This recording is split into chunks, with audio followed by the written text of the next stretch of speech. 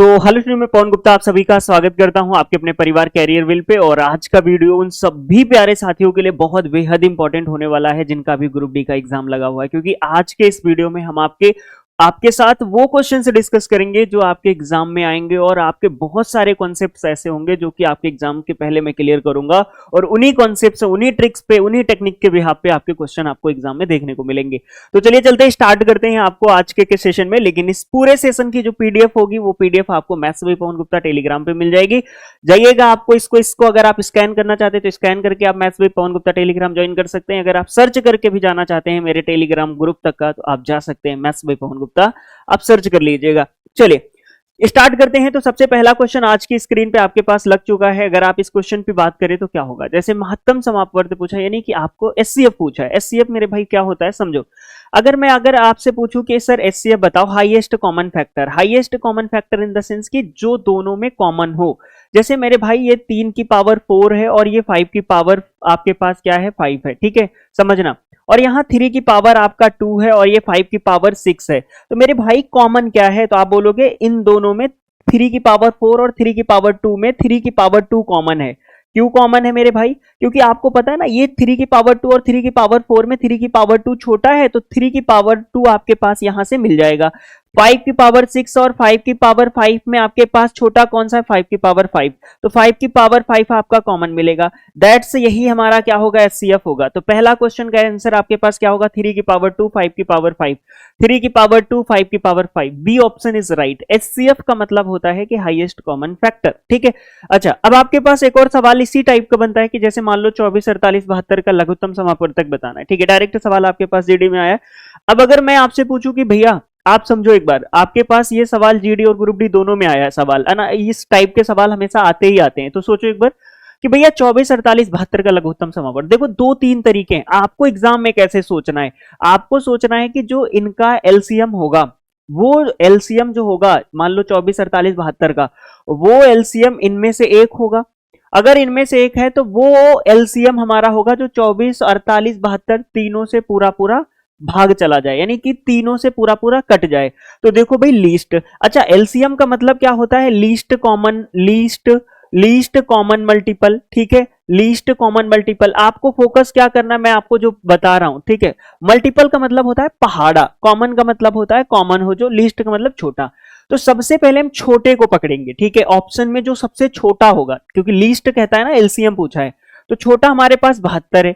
तो 72 को अगर हम देखें तो 24 48 72 को भाग करके देखेंगे तो ये तीनों से विभाजित नहीं होगा।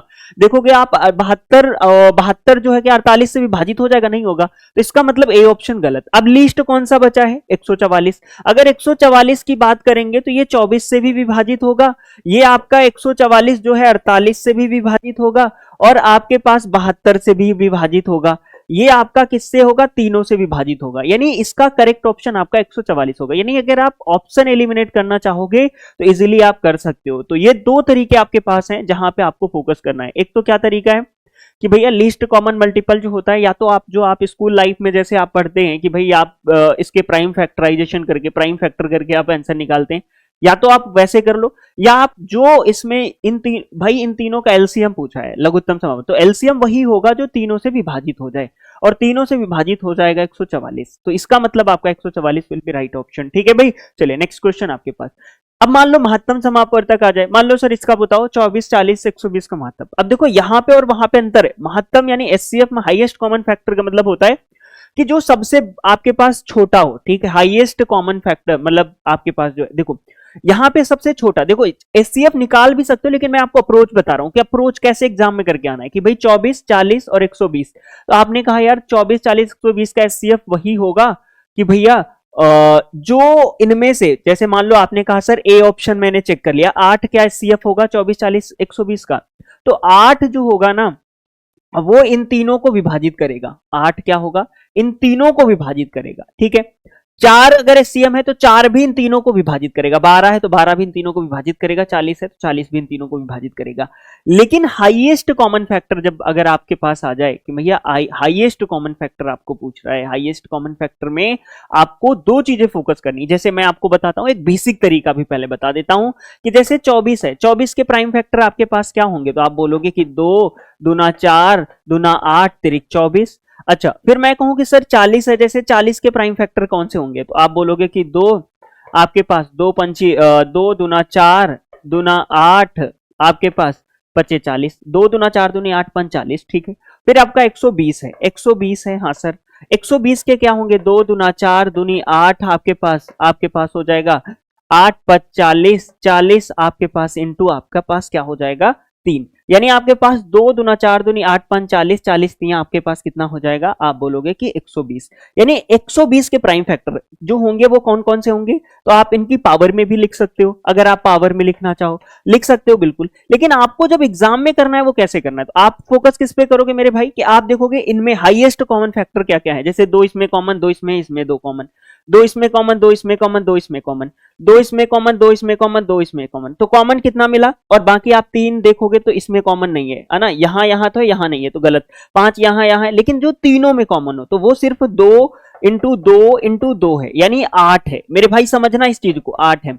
यानी अगर मैं आपसे पूछूं कि 8 आपके पास क्या है, इसका एचसीएफ है, यानी अगर मैं आपसे पूछूं इसका 8 क्या है एचसीएफ है। अब मैं आपसे क्या बताया, अगर हमें ऑप्शन एलिमिनेट करके आना है, मान लो हम एग्जाम में बैठे हैं और एग्जाम में मुझे क्वेश्चन करके आना है विद इन सेकेंड, तब क्या करेंगे, तब तो मेरे दिमाग में एक चीज आएगा ना कि 24 40 120 का महत्तम समापवर्तक जो होगा, तो वो जैसे जो भी होगा वो 24 को भी पूरा पूरा विभाजित करेगा, यानी 24 को भी विभाजित करेगा, 40 को भी करेगा और 120 को भी करेगा। तो हम ऑप्शन चेक करेंगे सबसे पहले, ठीक है। तो आप बोलोगे कि सर हाईएस्ट कॉमन फैक्टर कह रहा है, हाईएस्ट, अब सबसे पहले मतलब सबसे बड़ा पकड़ोगे, एलसीएम में सबसे छोटा पकड़ते थे लीस्ट कॉमन मल्टीपल, यहां हाईएस्ट कॉमन आपके पास फैक्टर होता है। तो 40 को सबसे पहले देखा, सबसे बड़ा ऑप्शन कौन सा है 40, 40 जो है 24 को पूरा पूरा विभाजित नहीं गलत हो गया, पहला तो गलत हो गया है ना, जो 24 बटे 40 करोगे पूरा पूरा विभाजित नहीं करेगा, है ना। अच्छा, फिर हमारे पास 12 है, 12 जो है आपके पास 40 को नहीं विभाजित कर रहा है, 24 और 120 को तो विभाजित कर रहा है, इसको नहीं कर रहा, तो यानी सी भी गलत। अब आपके पास 8 आप देखोगे 8 तिरिक 24 8 5 40 और 8 का काटोगे तो यहाँ पे 15 8 120, ठीक है। यानी यहाँ पे अगर आप देखोगे 24 40 120 को 8 जो हमारा ऑप्शन है वो आप क्या कर रहा है, 24 40 120 तीनों को विभाजित कर रहा है, ठीक है। तो इसका मतलब हमारा राइट ऑप्शन क्या होगा 8। अब बोलो सर 4 भी तो कर रहा है, अगर हम बोले तो 4 भी तो कर रहा है इन तीनों को विभाजित, लेकिन 4 अगर हमारा कर तो रहा है, लेकिन 4 से पहले हमारा 8 आपका ऑप्शन करेक्ट हो रहा है, क्योंकि 8 4 से बड़ा है। तो मैंने क्या बताया, हाईएस्ट कॉमन फैक्टर लेते हैं, ठीक है। तो इस वजह से इसका क्या होगा, ए ऑप्शन आपका करेक्ट होगा मेरे भाई, ठीक है। चलो, मैंने कहा एक और इसको बेहतरीन ढंग से एक और प्रैक्टिस में ले लेना, क्योंकि यहां से एक सवाल आएगा ही आएगा, मैं फिर से बता रहा हूं सेफ एंड एलसीएम का। तो आपको डायरेक्ट सवाल कैसे करके आना, जैसे देखो मेरे भाई कौन सा सही होगा, 48 120 240 का महत्तम समापवर्त बताना। अब मेरे भाई दिमाग तो मेरा टनक गया कि भाई कैसे करना है। देखो एक चीज दिमाग में लगाना कि मेरे भाई की क्या कर सकते हैं कि भाई 24 दूना 48 120 बटे 24 करो और आपके पास ये करो, तो बोलो इनमें से जो सबसे बड़ा फैक्टर होगा वो कौन, 40 तो गलत हो गया, 48 नहीं कटेगा, 36 भी गलत हो गया। अब 12 24 में एक करेक्ट हो जाएगा आपके पास, तो 12 और 24 में कौन सा बड़ा है, 24, पहले 24 देख लो, तो 48 बटे 24 करोगे तो 24 दूना 48 कट जाएगा, 120 बटे आपके पास क्या करना है 24 करना है, तो काटो, 6 दूनी 12 6 चौक 24 4 पंचे 20 कट जाएगा।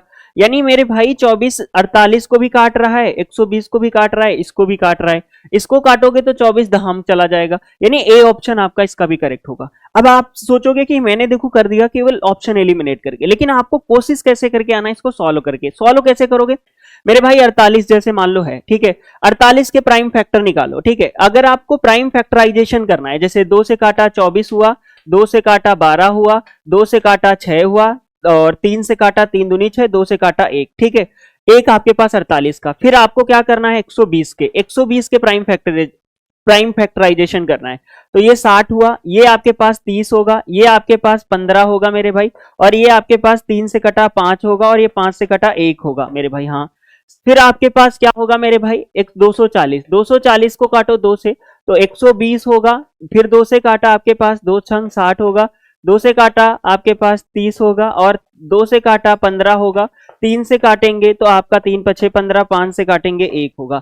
अब देखो हाईएस्ट कॉमन फैक्टर क्या बताया मैंने, हाईएस्ट कॉमन फैक्टर जो कि तीनों में कॉमन हो। अब तीनों में क्या क्या कॉमन है देखो, 2 यहां से कॉमन मिल रहा है, 2 यहां से मिल रहा है, 2 यहां से मिल रहा है, पहला 2 उठा लो।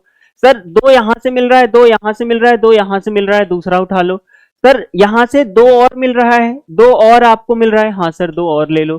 फिर आपके पास 3 यहां से मिल रहा है, 3 यहां से मिल रहा है, 3 यहां से मिल रहा है, हाँ सर 3 ले लो। इसके अलावा 5 यहां है, 5 यहां है, 5 यहां नहीं है तो नहीं लेंगे। तो यानी एचसीएफ जो होगा वो कितना होगा, 2 दूना 4 दूनी 8 तिरिक 24, 24 हमारा एचसीएफ होगा। 24 विल बी राइट ऑप्शन, 24 हमारा क्या होगा, हमारा करेक्ट होगा। यानी दोनों तरीके से आप कर सकते हो, या तो आप ऑप्शन एलिमिनेट करो या तो आप हाईएस्ट कॉमन फैक्टर आप बनाओ, इनको मतलब इनको फैक्टराइज करो, ठीक है। इन सबको अलग अलग 48, 120, 240 को अलग अलग फैक्टराइज करो। इनके प्राइम फैक्टर में आपको क्या करना होता है, आपको फैक्टराइजेशन करना होता है। ये सारे प्राइम नंबर है, ठीक है।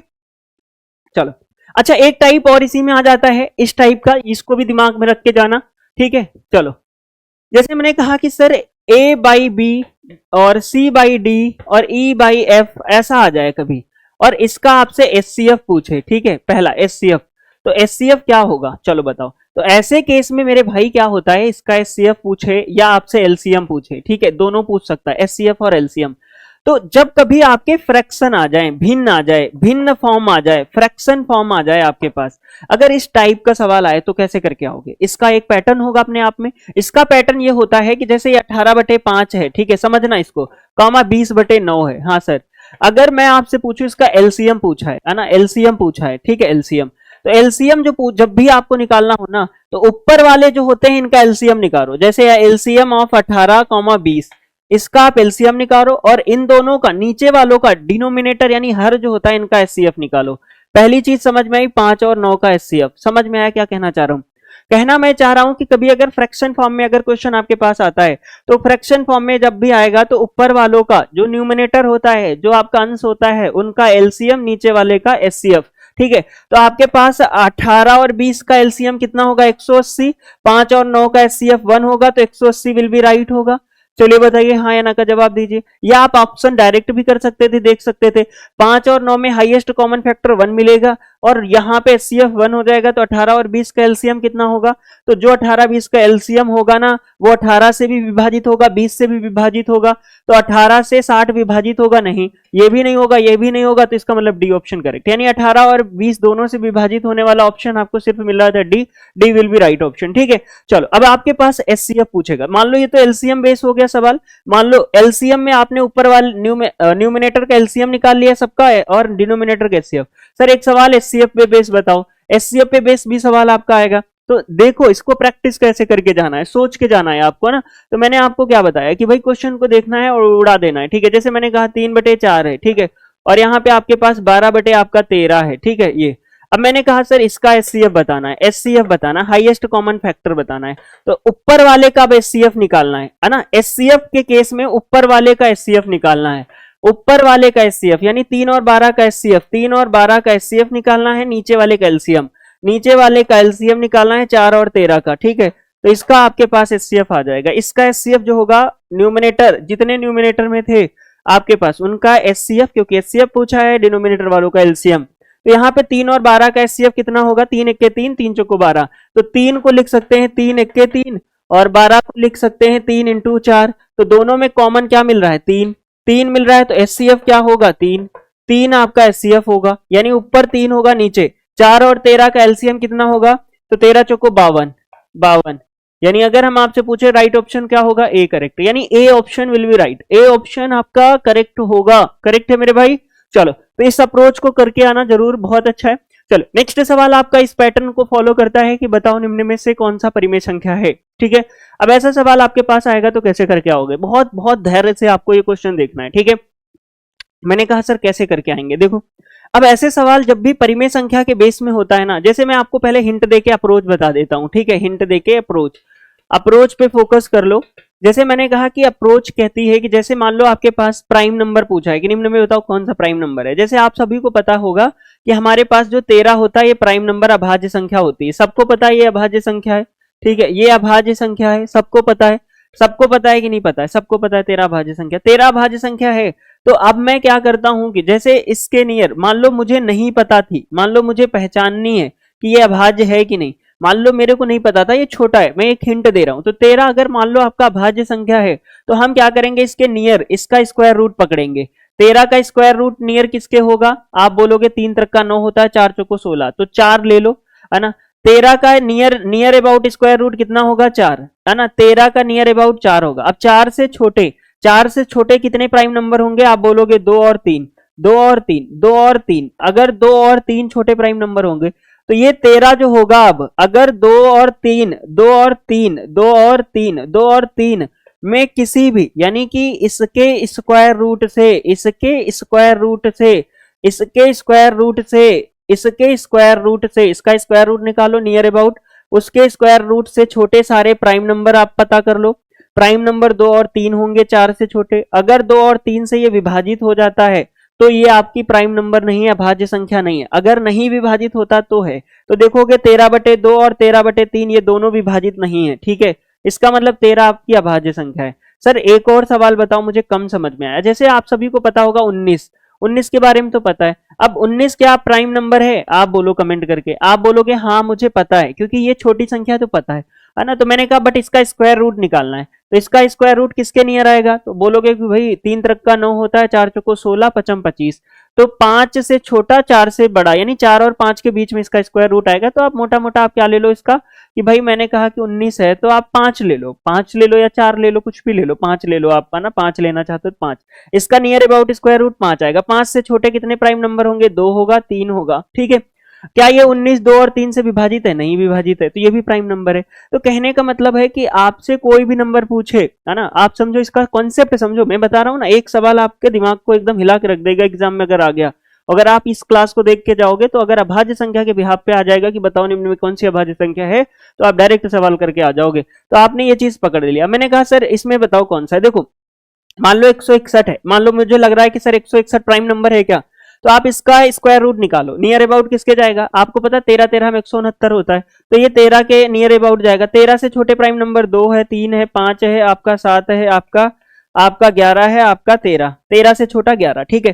तो क्या आप बताओ ये जो आपके पास आपका 13 से छोटे जो आपके पास, भाई 161 का नियर अबाउट आपके पास स्क्वायर रूट कितना होगा, 161 का स्क्वायर रूट किसके नियर अबाउट होगा, 13 के, है ना। तो 13 से छोटा प्राइम नंबर कौन है, 2 3 5 7 11, तो 161 जो हमारा है वो क्या 2 3 5 7 11 से कट रहा है, तो आप बोलोगे 3 से काटो। 3 5 15, 3 से नहीं कटेगा, 2 से इसलिए नहीं कटा क्योंकि लास्ट डिजिट ऑड है, 3 से भी नहीं कटेगा, 5 से 5 3 15, 5 3 15 आपके पास हो जाएगा, 5 से भी नहीं कटेगा। 7 से काटो, 7 दूनी 14, 7 3 21, 7 से कट जाएगा, तो इसका मतलब नॉट अ प्राइम नंबर, ये आपका प्राइम नंबर नहीं है क्योंकि ये 7 से कट रहा है, ठीक है। अगर ये 60 से कट रहा है तो प्राइम नंबर नहीं है, 7 से कट रहा है तो प्राइम नंबर नहीं है, क्योंकि मैंने क्या बताया कि इसका स्क्वायर रूट निकालेंगे नियर अबाउट, और उस स्क्वायर रूट से छोटे जितने प्राइम नंबर होंगे अगर उनमें किसी एक से भी अगर ये कट गया ना तो वो प्राइम नंबर नहीं होगा, ठीक है। तो मैंने कहा सर 177 पकड़ो, 177 भी नियर अबाउट 169 के ही होगा, तो आप इसको भी देख लो किसी से कट रहा है, तो आप बोलोगे 3 से कट जाएगा, 3 5 15, 3 9 27, तो 3 से कट जाएगा, ये भी गलत। तो आपके पास बचा आपका ये। अगर आपके पास देखोगे ना मेरे भाई, तो 571 का स्क्वायर रूट किसके नियर होगा, तो 24 के होगा कि नहीं, क्योंकि 24 का स्क्वायर जो होता है वो 576 होता है, ठीक है। तो ये आपका किसके होगा, 24 के नियर। और आप 24 से छोटे जितने प्राइम नंबर होंगे, अब 24 से छोटे कितने प्राइम नंबर होंगे, आप बोलोगे कि सर 2 3 5, आपका 7 11, आपका 13, और आपके पास कितना हो जाएगा 17 19, आपके पास हो जाएगा 21, ठीक है। 21 नहीं होता है प्राइम नंबर, ठीक है। 19 आपके पास 23, है ना, 23, है ना, 23 इससे छोटे। तो अगर आप देखोगे कि ये आपका किसी से भी नहीं कटेगा, 571 जो होगा ना ये किसी से भी नहीं कटेगा, ना तो 2 से कटेगा, ना 3 से कटेगा, ना 5 से, ना 7 से 11, आपके पास 13 17 19 किसी से भी नहीं कटेगा। तो इसका मतलब हमारा विल बी राइट ऑप्शन होगा ए आपका करेक्ट होगा, ठीक है। थोड़ा सा टाइम ले लिया लेकिन आपके कॉन्सेप्ट को क्लियर कर दिया है कि अगर कभी भी अगर आपके पास कोई भी सवाल आ जाए कि बताओ इनमें से प्राइम नंबर यानी अभाज्य संख्या कौन सी है, तो आप बता ले जाओगे, फिर आप उसको कैलकुलेट भी कर सकते हो जैसे मैंने आपको प्रोसेस बताया है, ठीक है। चलिए नेक्स्ट क्वेश्चन की तरफ आते हैं, बढ़िया बढ़िया सवाल करवा रहे हैं आज। चलिए बताइए, कह रहा निम्नलिखित में कौन सी संख्या जो है 9 से विभाज्य, मतलब कह रहा निम्नलिखित में कौन सी संख्या 13,051 के निकटतम है और 9 से विभाज्य है। 13,051 के निकटतम है और 9 से विभाज्य। अब 9 से विभाज्य का रूल मैंने बता रखा है, समझो। डिविजिबिलिटी पे सवाल आता है आपके पास, आप कभी भी कोई भी पीवाईक्यू उठा लो। अब जैसे यही भी पीवाईक्यू है, तो जब 9 से डिविजिबिलिटी पे सवाल आया तो नियर पूछा है, इसके नियर पूछा है। तो इसके नियर कौन सा है मेरे भाई? तो आप देखो, अब देखो डिजिटल सम, 9 से डिविजिबिलिटी रूल कहता है डिजिटल सम। डिजिटल सम कहता है इन सबको जोड़ो, 1 3 4 4 0 4 4 5 9 7 16 16 16 9 से नहीं विभाजित होगा, क्योंकि 9 से विभाजित अगर है, मान लो इसके नियर आपसे पूछा है, तो वो 9 इसके नियर जो भी ऑप्शन आपके पास होगा 9 से अगर विभाजित है, तो 9 से अगर कोई भी संख्या विभाजित है ना, तो उसका डिजिटल सम जो होता है वो 9 से विभाजित होता है। Digital sum in the sense कि इन सबको जोड़ लो, सारे डिजिट को जोड़ लो और 9 से विभाजित करके देखो, 9 से अगर विभाजित है तो वही करेक्ट है। मैंने कहा सेकेंड ऑप्शन चेक करो, ये तो गलत है। तो मैंने कहा 3 1 4 4 4 5 4 9 9 6 15 15 जो होगा 9 से विभाजित होगा, नहीं होगा, तो ये भी गलत है। तो ये भी गलत। सर एक आपके पास 3 4 4 5 9 9 18 18 आपके पास जो होगा 9 से विभाजित होगा। हाँ सर 9 से विभाजित हो जाएगा 2 बार, ठीक है, यानी ये सी ऑप्शन करेक्ट हो जाएगा। लेकिन नियर पूछा, इसको भी चेक कर लो, 8 5 13 13 3 18 1 19 19 आपका 9 से विभाजित नहीं होगा, इसका मतलब ये गलत है। ओनली सी ऑप्शन आपका करेक्ट होगा, यानी नियर पूछा था। 13,051 के नियर कौन सी होगी? 13,059, ठीक है, 13,059 9 से विभाजित होगी, ठीक है। चलिए, कह रहा है कि व्यंजक का मान बताना है, मान बताना है, फटाफट बताओ। अब मान लो ऐसे सवाल आते हैं, इस पे क्या होता है, एक फार्मूला याद करो, ए स्क्वायर माइनस बी स्क्वायर जो होता है, ये आपका a प्लस बी होता है और ये आपका a माइनस बी होता है। ये याद कर लो, फार्मूला होता है, आपके पास कई बार सवाल में आता है। अब मैंने कहा कि सर यहाँ पे जैसे देखोगे तो ये क्या लिखा है, तो ये लिखा है एक्स स्क्वायर माइनस 1 का स्क्वायर लिखा है। ये आप देखो 1 का स्क्वायर लिखा है, हाँ, तो इसका मतलब ए स्क्वायर माइनस बी स्क्वायर, इसको लिख सकते हैं ए प्लस बी ए माइनस बी, लिख सकते हैं, बिल्कुल लिख सकते हैं। तो यानी यहाँ पे लिख सकते हैं एक्स प्लस 1 और एक्स माइनस 1, हाँ sir, divided by x minus 1 होगा, हाँ सर, हाँ सर, एक्स माइनस 1 कट जाएगा, बचेगा क्या, एक्स प्लस 1, ठीक है। यानी अगर हम आपसे पूछे तो ये आपके पास जो लिखा है यहाँ से एक्स माइनस 1, क्योंकि इसे आप जब काटोगे भाई यहाँ पे आपका बचे, ये जो टूटेगा वो किस में टूटेगा, एक्स प्लस 1 और एक्स माइनस 1 में, ठीक है। तो यहाँ से एक्स माइनस 1 कट जाएगा, एक्स प्लस 1 बचेगा, और यहाँ से यहाँ पे देखोगे 9 को लिख सकते हैं 3 का स्क्वायर, तो ए स्क्वायर माइनस बी स्क्वायर, तो एक्स प्लस 3 हो जाएगा और एक्स माइनस 3 होगा मेरे भाई। तो यहाँ पे क्या होगा, एक्स माइनस 3, इसको काटेगा एक्स प्लस 3, यानी ऊपर तो आपको बचेगा एक्स प्लस 1, ठीक है, और नीचे आपके पास क्या बचेगा, माइनस का साइन है, और नीचे आपका बचेगा एक्स प्लस 3। तो आंसर आपका क्या आएगा, x plus 1 minus x minus 3।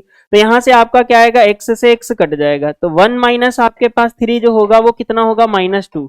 अगर छोटे में बड़ा घटता है तो निगेटिव आंसर आता है, -2 विल बी राइट, -2 क्या होगा आपका करेक्ट, यानी -2 आपका करेक्ट। यानी अगर आपका सवाल कभी इस पैटर्न पे आता है ए स्क्वायर माइनस बी स्क्वायर के फॉर्म में, तो उसे आप ए माइनस बी ए प्लस बी में तोड़ सकते हो, ठीक है। तो आपका करेक्ट ऑप्शन होगा, छोटे में बड़ा घटेगा तो निगेटिव आएगा। चलो, कह रहे हैं 2 वर्ष पहले एक छोटे शहर की जनसंख्या 60,000 थी। पहले वर्ष में 5% की वृद्धि हुई, लेकिन महामारी के कारण दूसरे वर्ष में 10% की कमी आ गई। कह रहा है वर्तमान जनसंख्या मान लो x है, ठीक है। क्या कह रहा है, अब कह रहा है 2 वर्ष पहले एक छोटे शहर की जनसंख्या कितनी थी आपके पास, इकाई दहाई सैकड़ा हजार 10,000 60,000 थी, है ना, 60,000 थी आपके पास, कितनी थी, 60,000। अब कह रहा है कि पहले वर्ष 5% की वृद्धि हुई, अगर आपके पास 5% की वृद्धि हुई, हाँ सर, दूसरे वर्ष 10% की कमी हुई, तो दूसरे वर्ष 10% की कमी हुई, तो पूछा है वर्तमान जनसंख्या कितनी है। वर्तमान निकाल लो, यहां से 2 जीरो से 2 जीरो गए, 2 जीरो से 2 जीरो गए, ठीक है। अब आपका क्या बचा, यहां से आप काटोगे तो आपके पास आंसर आ जाएगा, तो 6 इंटू में 105 इंटू में 9, ठीक है, आपके पास 90 है तो 90, ठीक है। आंसर देखो कितना आएगा, तो 6 पंचे 30 आपके पास हो जाएगा, 6 के 6, ठीक है ना, हाँ सर, 6 पंचे 30 का जीरो, जीरो रहेगा तो 30 आपके पास, और 6 के 6 इंटू में 90 आपके पास, आंसर कितना आएगा, लास्ट में 2 जीरो रहेगा, और 9 तिरिक 27 होगा, 9 तिरिक 27, न छाक 54, 54 आपके पास, 27 2 56, 56 आपका हो जाएगा, और 2 जीरो एज इट इज रहेंगे, यानी 56,700 will be right option, 56,700 will be right option. कहने का मतलब है कि वर्तमान जनसंख्या आपकी कितनी होगी, आप बोलोगे कि ये होगी, वर्तमान जनसंख्या कितनी होगी, 56,700 होगी। कह रहा है कि अगर मान लो पहले वर्ष आपके पास, मान लो एक छोटे शहर की जनसंख्या 60,000 थी, 5% की वृद्धि की गई, है ना, सॉरी, इसमें क्या कहा, पहले वर्ष में 5% की वृद्धि हुई, 5% की वृद्धि हुई, फिर लेकिन एक महामारी के कारण दूसरे वर्ष 10% की कमी हो गई, तो देन आप कैलकुलेट कियो, आपका आंसर 56,700 विल बी राइट। ठीक है, चलिए नेक्स्ट आपसे कह रहा है निम्नलिखित तालिका अंग्रेजी के 4 यूनिट परीक्षाओं में 4 छात्रों द्वारा प्राप्त अंक दर्शाती है। तालिका को ध्यानपूर्वक पढ़े और निम्नलिखित प्रश्न का उत्तर दीजिए। तालिका को बहुत ध्यानपूर्वक पढ़ना है और निम्नलिखित का आंसर देना है। बताना है चारों छात्रों में किसके औसत अंक सबसे अधिक हैं। तो रानी है एक मेरी, है ना। अब इस रानी के बारे में अगर देखो तो क्या कहती है, रानी कहती है रानी क्या औसत अंक कितना होगा, तो सबको जोड़ो, तो आपका 20, आपके पास 24, आप ये सबको जोड़ लो। ठीक है, और आपके पास कितने लोग हैं, 4 छात्र हैं, 4 से भाग दे दो। सबका एवरेज निकालोगे तो क्या करोगे, तो भाई यूनिट 1, यूनिट 2, यूनिट 3, यूनिट 4, यानी चारों यूनिट में जो भी इनके पास स्कोर था उस सबको जोड़ लो। तो रानी का आपके पास क्या आएगा, तो रानी का जो आएगा औसत एवरेज, औसत क्या आएगा अंक, तो वो औसत अंक कितना आएगा रानी का, 20 प्लस 22 प्लस आपका 24 प्लस आपका 23 बटे आप 4 करो तो कितना आएगा, 4 3 7 7 2 9 9 आपके पास होगा, और 2 2 4 4 2 6 2 8 89 89 बटे 4 करोगे तो कितना आएगा, 4 से काटोगे 4 दूनी 8 होगा, 4 दूनी 8 होगा, 4 दूनी 8 4 दूनी 8 और 4 आपके पास दूनी 8, 22.2 आएगा, 22.2, यानी रानी का औसत जो आएगा 22.2 आएगा। अब राजू का निकालो,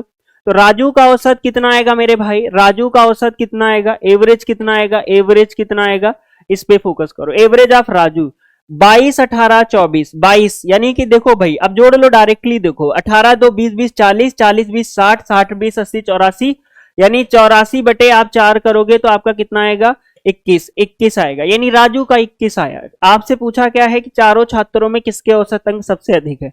अब राजो रवि का, रवि क्या है अपना, रवि बेटा बहुत पढ़ने में अच्छा है क्या, देखो 24 22 20 24 24 24 आपका 48 हो गया, 48 2 50 50 20 60 60 20 80, ठीक है, 80 बटे आपके पास कितना, गलत कर दिया क्या मेरे भाई, 24 24 आपका 48 48 2 50 50 20 70 70 20 90 होगा मेरे भाई, गलत कर दिया मैंने, है ना, 90 होगा, 90 4 तो काटोगे 4 दूनी 8, 4 दूनी 8 हो जाएगा, और यहाँ पे आपके पास 1 और 4 दूनी 8, ठीक है, और इस तरीके से आपके पास दशमलव लगाओगे फिर कितना आएगा, 4 दूनी 8 आ जाएगा क्या, है ना, क्योंकि भाई यहाँ पे अगर हम आपसे पूछे तो कितना आएगा, 4 दूनी 8 और 4 पंचे 20 होगा यहाँ पे, क्योंकि आपके पास अगर इसको एग्जैक्ट सॉल्व करोगे ना तो यहाँ पे कितना आएगा, तो आप 4 से काटो, तो आपने कहा सर 4 दूनी 8 और 4 दूनी 8, है ना, यानी आपने पूरा 22 चौको 88 कर लिया और 2 बचा, दशमलव लगाया, 0 लगाओगे तो आपके पास कितना आएगा, 5,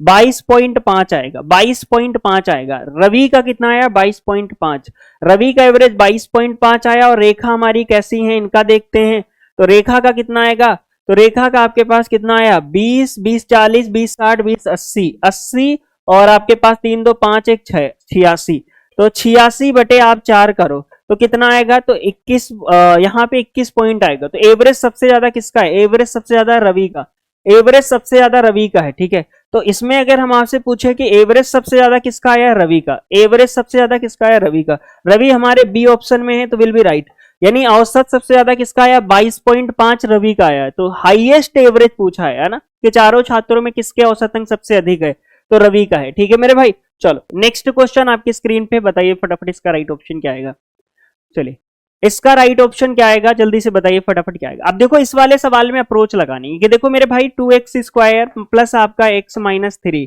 इक्वल टू 0। अब इसमें क्या है मेरे भाई, देखो अब इसमें होता क्या मेरे भाई, इसमें एक छोटा सा पार्ट है आपके पास, 2x square plus x minus 3 equal to 0, यानी इसके अगर आप फैक्टर निकालो तो x की वैल्यू आएगी, x की वैल्यू यहां रख दो, तो फैक्टर 3 दूनी 6 होगा, 3 दूनी 6 होगा, गुणा करने पे 6 घटाने पे 1, 3 दूनी 6 होता है, ठीक है।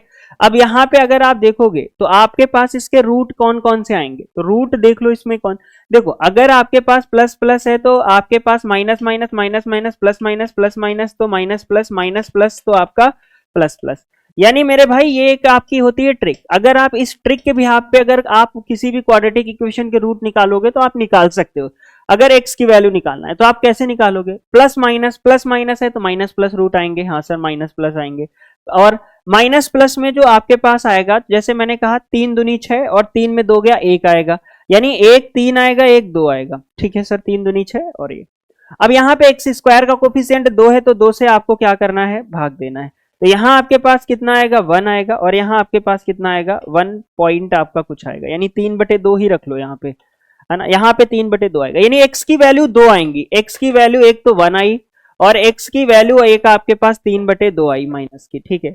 लेकिन यहाँ पे स्टार लगा के आपको रखना है मेरे भाई, स्टार लगा के, कि जो वैल्यू यहाँ पे होती है, जैसे आपको मैं कभी भी पूछूं कि भाई यहाँ पे आपको मान लो आपने कहा कि सर एक माइनस का होगा एक प्लस का होगा, आपने कहा सर क्यों, क्योंकि आपका प्लस माइनस था। अब मुझे नहीं पता कितने लोगों को ये ट्रिक पता है, मुझे पता है, नहीं तो आप डायरेक्ट बेसिक मेथड से निकालो, है ना।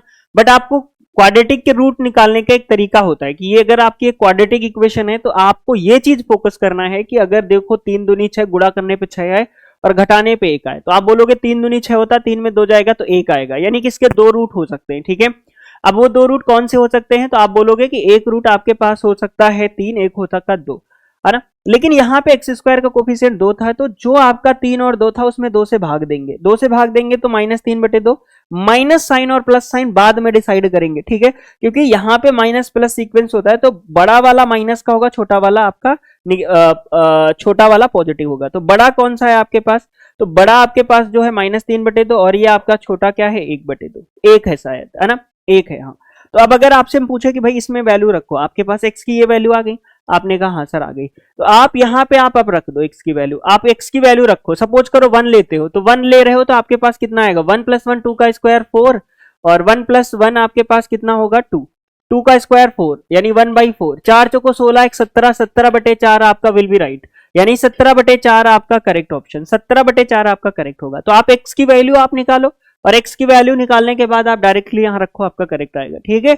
चलो तो आप इस पैटर्न को पकड़ो, आप इससे करोगे तो जल्दी हो जाएगा। इस ट्रिक को अगर आप अपना लोगे तो, अगर आप इस ट्रिक को नहीं अपनाते हैं तो फिर बेसिक पे जाओ, ठीक है, बेसिक। चलो अच्छा, एक और सवाल आपका ग्रुप डी में पूछा जाता है रेशियो बेस पे, अगर क्वाड्रेटिक का सवाल आता है कि जैसे एक क्वाड्रेटिक इक्वेशन है, ठीक है, ax² प्लस का bx प्लस c = 0, ठीक है, और इनके रूट a/b में है, ठीक है, या रूट कभी m/n में है, तो इसकी ट्रिक आपको मैं लिखा रहा हूं, इस ट्रिक पे भी हाथ पे सवाल करके आना कि b² बराबर m+n का होल स्क्वायर mn होता है, ठीक है, ये आपका mn होता है, ठीक है।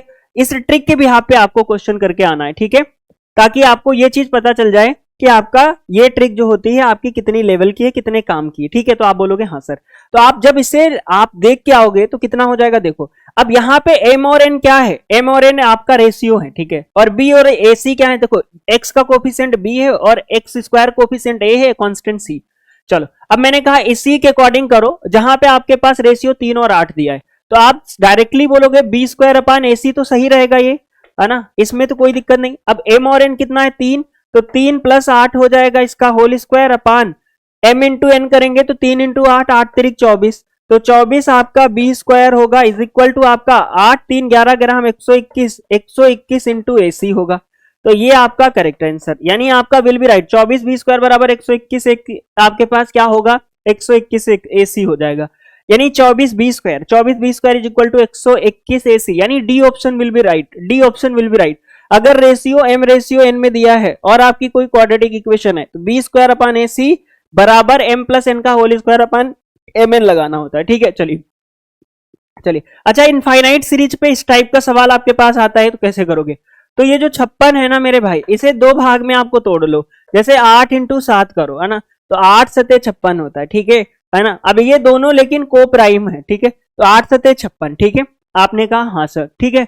अब हमेशा ऐसे पार्ट में तोड़ना कि जो को प्राइम हो, है ना, जैसे इनका एचसीएफ दोनों का 1 होना चाहिए, ठीक है। तो और अब इस केस में अगर साइन आपका प्लस है ना, तो उस केस में इसका आंसर 8 आएगा, ठीक है, 8 विल बी राइट होगा जो कि बी है। अगर यहां माइनस होता तो आंसर आपका 7 आता, ठीक है। तो ये सीरीज याद रखना, अगर माइनस होता तो छोटा वाला लेते हैं और प्लस है तो आपके पास बड़ा वाला, तो आंसर 8 विल बी राइट होगा, ठीक है। चलिए नेक्स्ट, मैंने कहा एक संख्या का 23% 690, कोई भी संख्या है, संख्या का 23%, संख्या का 23% 23/100 690 है, हाँ सर। तो यहाँ पे आपके पास x कितना आएगा, तो 690 इंटू में 100 बटे आपका 23 हो जाएगा, 23 से काटोगे 23 तिया आपके पास कितना हो जाएगा, 23 तिया 69 30, यानी आपका ये 3000 हो जाएगा, 3000 x 3000। अब कह रहा है तो उस संख्या का 72%, यानी संख्या अगर आपकी 3000 है तो अब इस 3000 का आपको क्या करना है, 72% निकालना है, 72/100। ये 2 0 से 2 0 चले गए, तो 3 दूनी 6 और 3 सते 21 हो जाएगा और 1 0, 21 60 विल बी राइट ऑप्शन। 2160 आपका करेक्ट होगा, यानी बी ऑप्शन आपके पास क्या हो जाएगा, इसका करेक्ट होगा, बी करेक्ट होगा। यानी किसी एक संख्या का 23%, संख्या x मान लो उसका 23%, 23/100 690 है, x निकाल लो यानी संख्या आ गई। अब जो संख्या आई है उसका 72% निकाल लो, आपका करेक्ट होगा। चलिए मैंने कहा 4800 के 40% के 25% का मान। अब देखो 4800 के आपके पास 40%, ठीक है, और आपका 25%, के का मतलब आपके पास क्या होता है, मल्टीप्लाई, 2 जीरो से 2 जीरो गया, ठीक है। ये काट लो आपके पास 25 चौको 100, 4 से काटो, 4 दहम 40, यानी आपका 480 will be right, 480 will be right, 480 will be right, 480 will be right, ठीक है, कट पिट दो 480। किसी संख्या का 85% को 75, कोई संख्या है उसका 85% में 75 अगर जोड़ दिया जाए तो परिणाम वही संख्या आ जाता है। अगर आपने संख्या को x मान लिया, ठीक है, x मान लिया, तो अगर उस संख्या को x माना है और उसके 85% में आपने संख्या का 85% आपके पास उसमें 75 को जोड़ देते हो तो आपके पास संख्या वही आ जाती है। तो इसे आप सॉल्व करोगे तो क्या आएगा, आप देखो एक बार फटाफट इसका करेक्ट ऑप्शन क्या आएगा। तो आपने कहा कि सर इसे हम सॉल्व करेंगे तो काटो पहले, तो काटोगे तो 17 पचे 85 और ये आपका 20 पचे 100, ठीक है, हाँ सर। अब आपके पास 17x बटे आपका होगा ये 20 और प्लस की चीज इधर माइनस की आएगी और ये आपका क्या होगा, माइनस का 75 इधर आ जाएगा, ठीक है, प्लस की चीज ये इधर 75 आएगा, ठीक है। तो आंसर आपका कितना आएगा, 20, 17 में 20 जाएगा यानी -3x बटे आपका 20 is equal to -75, minus minus plus होगा, तो आपके पास करेक्ट ऑप्शन कितना होगा, तो 75 इंटू में आपके पास ये भाग की चीज इधर गुणा में चली जाएगी, तो 75 इंटू में आप 20 कर लेना, बटे आपके पास 3 कर लेना, x की वैल्यू आ जाएगी, यानी 75 इंटू 20 बटे 3, 3 से काटोगे तो 3 दूनी 6, आपके पास 3 पचे 25 ते 75 और 25 दूना 50, x की वैल्यू जो आएगी वो 500 आएगी, x की वैल्यू जो आएगी वो कितनी आएगी, 500। A option is correct, A option आपका करेक्ट होगा। यानी अगर इस टाइप का सवाल आ रहा है तो आप करके आ सकते हो, किसी संख्या के 85% को 75 में 85% को 75 में जोड़ा जाता है। कोई संख्या x मान लो उसका 85%, x इंटू 85/100 में 75 जोड़ दोगे तो वही पुनः संख्या प्राप्त हो जाती है, ठीक है। तो आप सॉल्व कर लो। नेक्स्ट कह रहा है दो संख्याएं तीसरी संख्या से 30% 37% कम है तो दूसरी संख्या पहली संख्या से कितने % कम होगी। चलिए बताइए इसका करेक्ट ऑप्शन क्या आएगा। चलो अब अगर इसे सॉल्व करना है तो कैसे करते हैं, देखो अप्रोच देखो, मान लो तीसरी संख्या आपके पास a और b दो संख्याएं हैं, ठीक है, तीसरी संख्या c है, इसे आप 100 ले लो, ठीक है। अब कह रहा है कि दो संख्याएं, एक संख्या 30% कम है, दूसरी आपकी 37, एक 30% कम है तो 30% कम होना मतलब आपकी ये 70 और b आपकी कितनी होगी फिर 63 होगी कि नहीं होगी बताओ। यानी अगर मैं आपसे पूछूं दो संख्याएं एक तीसरी संख्या से, यानी एक तीसरी संख्या आपने 100 मान लिया, ठीक है, इसे आप लेट कर लो, ठीक है, मान लिया, तीसरी संख्या को आप 100 मान लो। अब तीसरी संख्या से आपके पास कह रहा है कि दो संख्याएं जो है एक 37% एक 30% कम है, तीसरी संख्या से एक 37% कम है तो 63 और 30% कम है तो 70। तो अब आपसे पूछा क्या है, दूसरी संख्या पहली संख्या से, दूसरी संख्या जो है पहली संख्या से कितने प्रतिशत कम है, तो पहले कितना कम है ऊपर कर लो, तो 7 कम है, 7 कम है, 70 और 63 में कितना कम है 7, किससे कम है 70 से, इंटू 100 कर लो, तो आपका 7 दहम 70, 10 से काटो 10 दहम 100, 10%, कितने % कम है 10%। यानी अगर हम आपसे पूछे दूसरी संख्या पहली संख्या से कितने % कम है 10%, 10% will be right option, 10% will be right option. चलिए कह रहा है किसी वस्तु की कीमत में 36% की वृद्धि की जाती है ना, या आपसे कह रहा है कि वृद्धि की जाती है और खरीदी गई मात्रा में 30% की कमी होती है, तो वस्तु पर खर्च की गई राशि में कितने % की वृद्धि या कमी हुई, वृद्धि या कमी हुई। देखो यहाँ पे आपका सक्सेसिव मेथड लगता है, 36% की वृद्धि हुई तो पॉजिटिव, 30% की कमी हुई तो निगेटिव, आपके पास फिर 36 आपका इंटू में 30 है ना, सक्सेसिव मेथड होता है ना, कि आपके पास सक्सेसिव मेथड क्या होता है, a plus b plus a b upon 100। अब यहाँ पे ए बी डिपेंड करता है डिक्रीजिंग और इंक्रीजिंग में, अगर ए बढ़ रहा है तो पॉजिटिव, अगर आपके पास क्या कर रहा है कम हो रहा है तो निगेटिव, है ना, सेम बी पे के साथ भी यही होता है, ठीक है। चलो अब आपने कहा डिवाइडेड बाई आपका 100, तो यहां से एक जीरो से एक जीरो जाएगा, हाँ सर ठीक है, 36 में 30 जाएगा तो 6, 36 में 30 गया तो 6, माइनस 36 तिया 108, ठीक है, 36 तिया 108 बटे 10, यानी यहाँ पे 6 माइनस आपके पास 10.8, 10.8, ठीक है, ये आएगा कि नहीं आएगा बताओ, हाँ इसका मतलब हमारे पास जो भी आंसर आपके पास आएगा वो निगेटिव आएगा, क्योंकि छोटे में बड़ा घट रहा है, निगेटिव यानी डिक्रीज होगा। इंक्रीज वाला तो गलत हो गया, इंक्रीज वाला गलत हो गया। तो अब 6 में जाएगा तो 4 पॉइंट कुछ आएगा, तो D option will be right, है ना। तो 4.8 आपका करेक्ट होगा। नेक्स्ट कह रहा है एक काम को 12 दिनों में कर सकता है, जबकि बी उसी काम को 18 दिन में कर सकता है। क्वेश्चन को ढंग से समझो, बढ़िया सवाल है, थोड़ा सा फास्ट चलते। ए किसी काम को 12 दिन में कर सकता है और बी उसी काम को 18 दिन में कर सकता है। इन दोनों का एलसीएम ले लो, टोटल निकल आएगा। एलसीएम कितना होगा 12 और 18 का? 12 और 18 का एलसीएम जो होगा वो कितना होगा? 36। ठीक है, 12 आपके पास, 18 का एलसीएम 36 होगा, तो टोटल वर्क 36 होगा। दोनों एक साथ काम करें तो उस काम को कितने दिन में कर सकते हैं? तो ए की क्षमता कितनी होगी? तो टोटल वर्क 36 है, ए 12 कह रहा है कि ए 12 दिनों में करता है, तो आपके पास इसकी क्षमता पर डे की क्षमता कितनी होगी? तो 36/12 करेंगे, 12 3 36, 18 दूना 36। अगर ये दोनों एक साथ मिल जाएं तो पर डे ये दोनों कितने यूनिट काम कर लेंगे? आप कहोगे कि आपके पास दोनों की क्षमता 5 हो जाएगी, टोटल काम आपके पास 36 है, तो आप 36/5 करोगे तो 5 सते 35 हो जाएगा मेरे भाई, और आपके पास 5 सते 35 1 5, ठीक है, यानी 7 सही 1/5 करेक्ट, ऑप्शन बी करेक्ट होगा। यानी कहने का मतलब है मेरे भाई कि ए किसी काम को 12 दिन में कर सकता है, बी उसी काम को कितने दिन में कर सकता है? 18 दिन में। तो इनका जो टोटल वर्क होगा ना वो 12 और 18 का एलसीएम होगा, और 12 और 18 का एलसीएम जो होगा 36। अब अगर आपसे पूछे ए किसी काम को 12 दिन में कर रहा था तो पर डे उसकी क्षमता कितनी होगी, यानी कि वो एक दिन में कितना काम करेगा? तो टोटल वर्क तो अगर आपका 36 था तो 12 से भाग दे देंगे, 36/12, 12 3 36 3, यानी 3 यूनिट पर डे करेगा ए और 2 यूनिट पर डे करेगा बी। अब ये दोनों मिलकर एक काम को करेंगे तो कितने दिन में इस टोटल काम 36 यूनिट को कंप्लीट कर लेंगे? तो पर डे ये 3 2 5 यूनिट करेंगे, तो 36/5 कर दोगे तो 7 सही 1/5 दिन में ये क्या करेंगे? इस पूरे काम को कंप्लीट कर लेंगे। नेक्स्ट क्वेश्चन, चलिए, ए किसी काम का 5वां भाग, ए किसी काम का 5वां भाग यानी 1/5 भाग 4 दिन में करता है, तो एक पूरा काम कितने दिन में करेगा? 20 दिन में, ठीक है, समझना। फिर कह रहा है बी किसी काम का 6ठा भाग, बी किसी काम का 6ठा भाग 5 दिन में करता है, तो एक पूरा काम 30 दिन में करेगा, एक पूरा काम 30 दिन में करेगा। दोनों मिलकर, अब देखो दोनों का टोटल काम निकालो, एलसीएम 30 और 20 का एलसीएम 60 होगा, 60 होगा, एलसीएम 60 होगा, यानी टोटल वर्क 60 होगा। अब देखो मेरे भाई, अब देखो 20 तिया 60 होगा, ए की क्षमता पर डे की 3 यूनिट होगी, और यहां पे आपका 30 दूना 60, बी की आपके पास 2 यूनिट पर डे की होगी, है ना।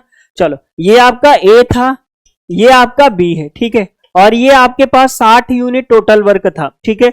तो ए की क्षमता जो है 3 यूनिट पर डे की, बी की क्षमता 2 यूनिट पर डे की है। अब ये टोटल काम आपके पास कितना है मेरे भाई? टोटल काम 60 है, दोनों मिलकर कह रहा है, तो यह काम कितने दिन में पूरा हो सकता है? दोनों मिलकर यानी 3 2 5 यूनिट अगर पर डे करेंगे तो 12 25 60, 12 दिन में इस पूरे टोटल काम को कंप्लीट कर डालेंगे, ठीक है, यानी 12 दिन में इस पूरे काम को ये क्या कर देंगे? कंप्लीट कर लेंगे। नेक्स्ट क्वेश्चन कह रहा है सी और डी मिलकर एक कुर्सी 4 दिन में बनाते हैं, सी और डी मिलकर एक कुर्सी 4 दिन में बनाते हैं, सी अकेले एक कुर्सी 12 दिन में बनाता है, तो टोटल कितना हो जाएगा? तो 12 हो जाएगा। इनकी क्षमता सी और डी की दोनों मिलकर क्षमता कितनी होगी? 3 यूनिट पर डे की, 12 इसकी 1 यूनिट पर डे की है, ठीक है, तो 12 1 के 12, 1 यूनिट पर डे, ठीक है। चलो, अब मैं अगर आपसे पूछूं कि भाई डी अकेले कुर्सी को कितने दिन में बनाएगा, डी की क्षमता बताओ। सी की क्षमता 1 है, सी की क्षमता अगर 1 है, सी और डी की क्षमता कितनी है? सी और डी की क्षमता है 3, और आपकी सी की क्षमता 1 है, तो डी की क्षमता कितनी होगी? आपकी 2, है ना। डी की क्षमता 2 यूनिट होगी पर डे, ठीक है, तो इसका मतलब टोटल वर्क आपके पास 12 है, तो डी अकेले उसको कितने, आपसे कह रहा है कि डी अकेले इस कुर्सी को कितने दिनों में बना देगा? तो बोलोगे 2 छंग 12, 6 दिन में, यानी 6 दिन में आपकी ये डी अकेले कुर्सी को बना देगा, डी अकेले इस कुर्सी को 6 दिन में बना देगा, ठीक है। चलिए, ए बी मिलकर किसी कुर्सी का काम 45% 9 दिन में करता है। बढ़िया सवाल है, स्टार लगा लो, ऐसा सवाल आता है। यानी ए और बी किसी काम का 45% का मतलब क्या हुआ? फ्रैक्शन में बदल लो, 45/100, 5 से काटा, 5 9 45, 5 दूनी 10, ठीक है, चलो कटेगा नहीं, यानी 9/20 भाग। ए 9/20 भाग कितने दिन में करता है? 9 दिन में। यानी अगर हम आपसे पूछें कि भैया ए और बी उस काम को कितने दिन में करेंगे, तो 9 इंटू में 20 बटे आपका 9 हो जाएगा, क्योंकि ये मल्टीप्लाई में जाएगा, ये आएगा, यानी 1 यूनिट निकालना होगा। तो एक पूरा भाग कितने दिन में कर लेगा, यानी ए जो होगा, ए और बी एक पूरा भाग, यानी ये जो 45% है 9 दिन में कर रहा है, तो एक पूरा भाग यानी 100% कितने दिन में करेगा, तो बोलोगे ये 20 दिन में, 20 दिन में, 20 दिन में करेगा, 100% 20 दिन में करेगा। यानी ए और बी जो था वो कह रहा है कि 45% का मतलब 9/20 भाग 9 दिन में करता है, तो एक 100% पूरा भाग या एक भाग कितने दिन में करेगा, तो बोलोगे 20 इंटू 9/9 करोगे तो एक पूरा भाग जो होगा वो कितने दिन में करेगा, 20 दिन में करेगा। आपने वहां से निकाला। ए अकेले उस काम को 30 दिन में करता है, ए अकेले उस काम को 30 दिन में करता है, तो बी उसी अकेले काम को कितने दिन में, बी अकेले उस काम को कितने दिन में कर लेगा, तो टोटल वर्क कितना होगा, तो देखो टोटल वर्क 20 और 30 का एलसीएम 60 होगा, ये टोटल वर्क हो गया। हाँ सर टोटल वर्क। अब टोटल वर्क अगर 60 है तो ए और बी की जो क्षमता होगी वो कितनी होगी, 20 23 60, और ए की क्षमता कितनी होगी मेरे भाई, 30 दूना 60, ये क्षमता एफिशिएंसी हो गई। ठीक है। हाँ अगर ए और बी की क्षमता 3 है और ए की अकेले 2 है तो बी की कितनी होगी 1, क्योंकि 2 ए की जगह पर रखोगे, बी की आपके पास 3 - 2 करोगे 1, यानी कि 30, यानी टोटल काम तो आपके पास कितना है 60, तो 60 और बी की क्षमता क्या है पर डे की 1 यूनिट की, यानी आपको कितना टाइम लगेगा 60। यानी आपसे पूछे कि भैया बी अकेले उसी काम को कितने दिन में पूरा कर सकता है, बी अकेले उस काम को कितने दिन में पूरा कर सकता है, 60 दिन में। समझ में आया कैसे किया, बताओ। तो सबसे पहले कुछ नहीं किया, 45% को आप फ्रैक्शन में बदल लो या उसका 100% निकालो। 45% का फ्रैक्शन में 9/20, 9/20 9 दिन में करता है, तो एक पूरा भाग 20 इंटू 9/9 करोगे तो 20 दिन में करेगा। ए और बी किसी काम को 20 दिन में करते हैं, बी अकेले उस काम को 30 दिन में करता है, तो 20 और 30 का एलसीएम 60 होगा, यानी टोटल काम जो होगा 60 यूनिट होगा। अब अगर ए और बी की क्षमता जो है पर डे की 3 यूनिट की है, ए की अकेले 2 यूनिट की क्षमता है, तो मेरे भाई अगर हम आपसे पूछे बी उस काम को कितने दिन में कर लेगा, तो भाई टोटल काम बटे बी की एफिशिएंसी, यानी टोटल काम डिवाइडेड बाई बी की क्षमता कर दो, आपका आ जाएगा। तो टोटल काम तो आपको दिख गया वहां से 60 है, बी की क्षमता कितनी आई 1, तो 60 करेक्ट होगा। Next question. चलिए अब ये सवाल आपका एक होमवर्क है, चलिए ये सवाल आपका एक होमवर्क है, स्टार लगा लो। 33 सही 1/3% का मतलब आपका 1/3 भाग, यानी 1/3, यानी कह रहा है ए और बी किसी काम को 25 दिन में करते हैं, ए और बी किसी काम को 25 दिन में करते हैं, और बी अकेले उस काम का 33 सही 1/3, यानी 1/3 भाग कितने दिन में, 15 दिन में, यानी एक पूरा भाग 45 दिन में करता है। यानी अगर हम आपसे पूछे बी जो है एक काम पूरा 45 दिन में करता है, इन दोनों का एलसीएम निकालो, तो ए उस कार्य का 4/15 भाग कितने दिन में करेगा, समझो। अब 25 और 45 का एलसीएम क्या होगा, तो 25 और 45 का एलसीएम बताओ मेरे भाई, 25 और 45 का अगर एलसीएम आपको मिल जाए ना तो आप बता दोगे। तो मेरे भाई एलसीएम निकालो, तो एलसीएम निकालने का तरीका मैंने आपको बता दिया है, निकालो। तो 25 का और 45 का एलसीएम निकाल लो, है ना। तो 5 से काटो, 5 25, 5 9 45, 5 से काटो 1 और 9, 3 से काटो, ये आपका 1 होगा, 3 3 9, 3 से काटो 1 और 1, ठीक है। तो 5 25 आपके पास कितना हो जाएगा, 3 3 9, 5 25, है ना।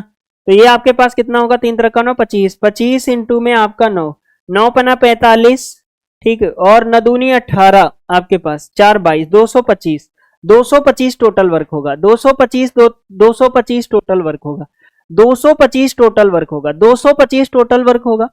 अगर हम आपसे पूछे कि 25 आपके पास ये है, ठीक है, 25 धम्बा 250 होता है, 25 नवंबर आपके पास 225 होगा। 45 को काटोगे कितनी बार जाएगा, है ना। तो 45 को काटोगे तो कितनी बार जाएगा, आप इनकी क्षमता निकाल लो। तो 225 आपका बटे 45 करोगे तो 5 से काटो, 5 को 20, 5 25, 5 9 45, और आपके पास ये कटेगा 9 से। कुछ गड़बड़ कर दिया क्या दया, जल्दी से बताओ। यानी 225 अगर इसका एलसीएम मेरे भाई आया है ना, तो आप इसे 45 से भाग दो, ठीक है, आप 45 से भाग दोगे तो आपका आ जाएगा।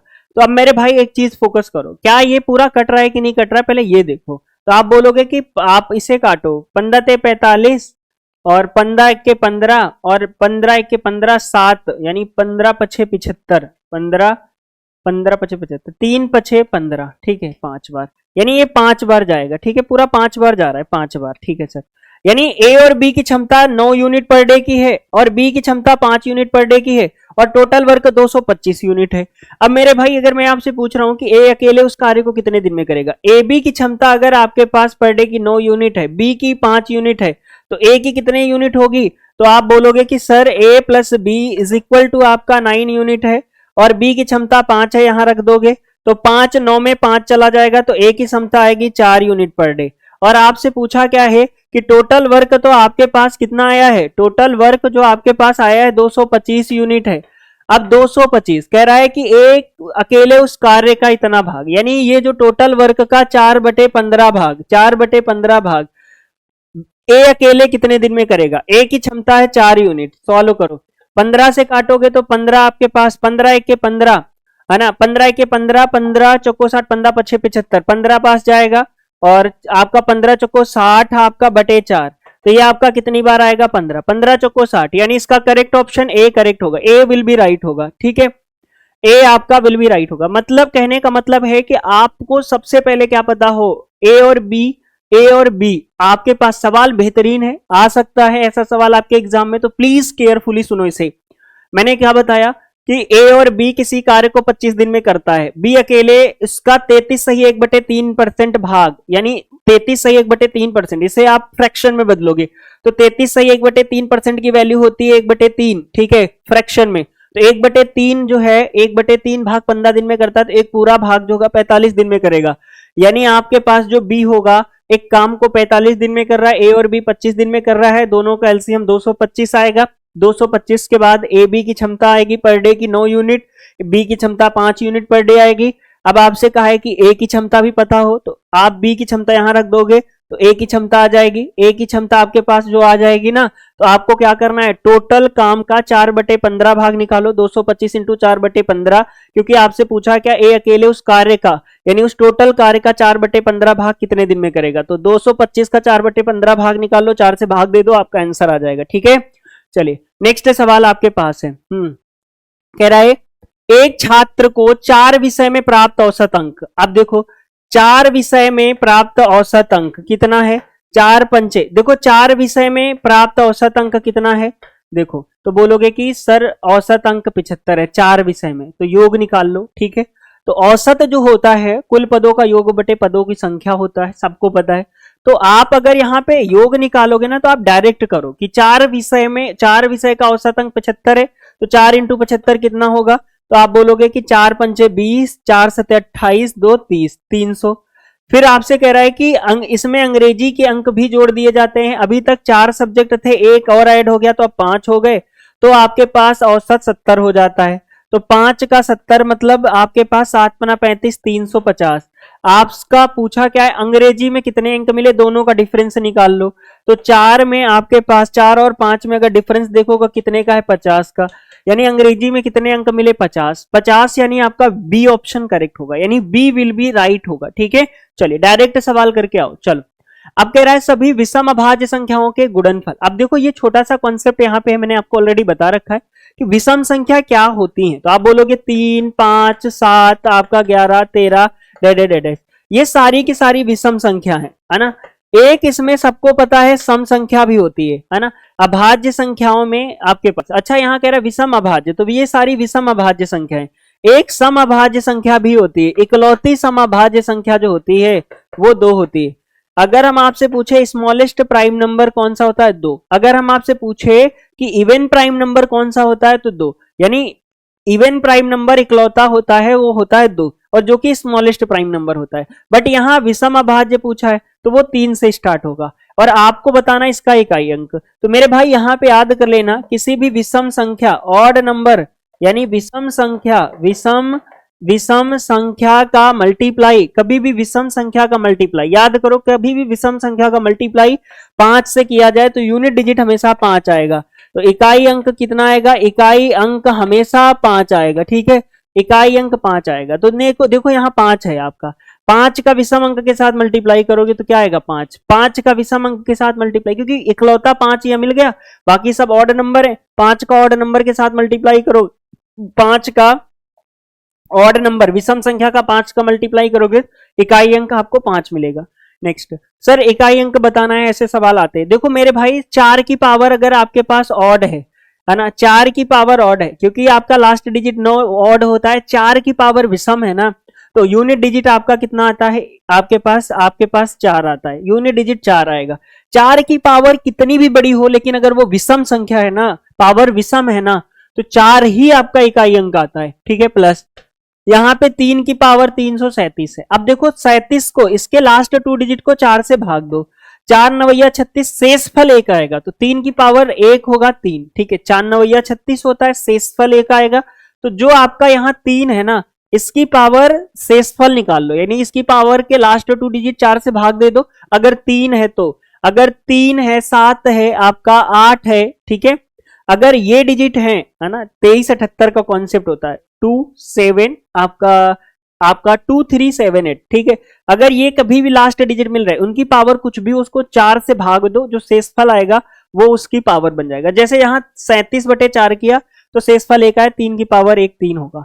7 की पावर है तो यहाँ पे 7 में अगर आप देखोगे तो कितना आएगा मेरे भाई, तो आप बोलोगे कि 4 छंग 24 2, 7 का स्क्वायर हो जाएगा यहाँ, क्योंकि 4 से भाग दोगे, 4 छंग 24 2 26, ये तो आंसर कितना आएगा, 4 3 7 और 7 का स्क्वायर 49, 49 का आपके पास कितना आएगा, यूनिट डिजिट 9। अब 7 में 9 जाएगा तो बहुत सारे बच्चे 2 कमेंट करेंगे, जबकि 2 गलत है। क्यों? क्योंकि छोटे में बड़ा घटाओगे तो निगेटिव आएगा, और निगेटिव कभी भी आपका इकाई अंक नहीं होता है। तो ऐसे केस में आपको फोकस रखना है कि कभी भी छोटे में बड़ा घटाया जाए तो छोटे के सामने 1 ले लो। अब 17 में 9 जाएगा तो आपका 8 आएगा, यानी 8 आपका विल बी राइट होगा, 8 आपका करेक्ट ऑप्शन होगा, यानी इसका सी ऑप्शन आपका करेक्ट होगा। चलिए नेक्स्ट, x का सबसे छोटा मान क्या होगा जो 12 से विभाजित हो। चलो 517x324, अगर कोई भी संख्या हमारी 12 से विभाज्य है तो वो आपके पास 4 और 3 से भी विभाजित होगी।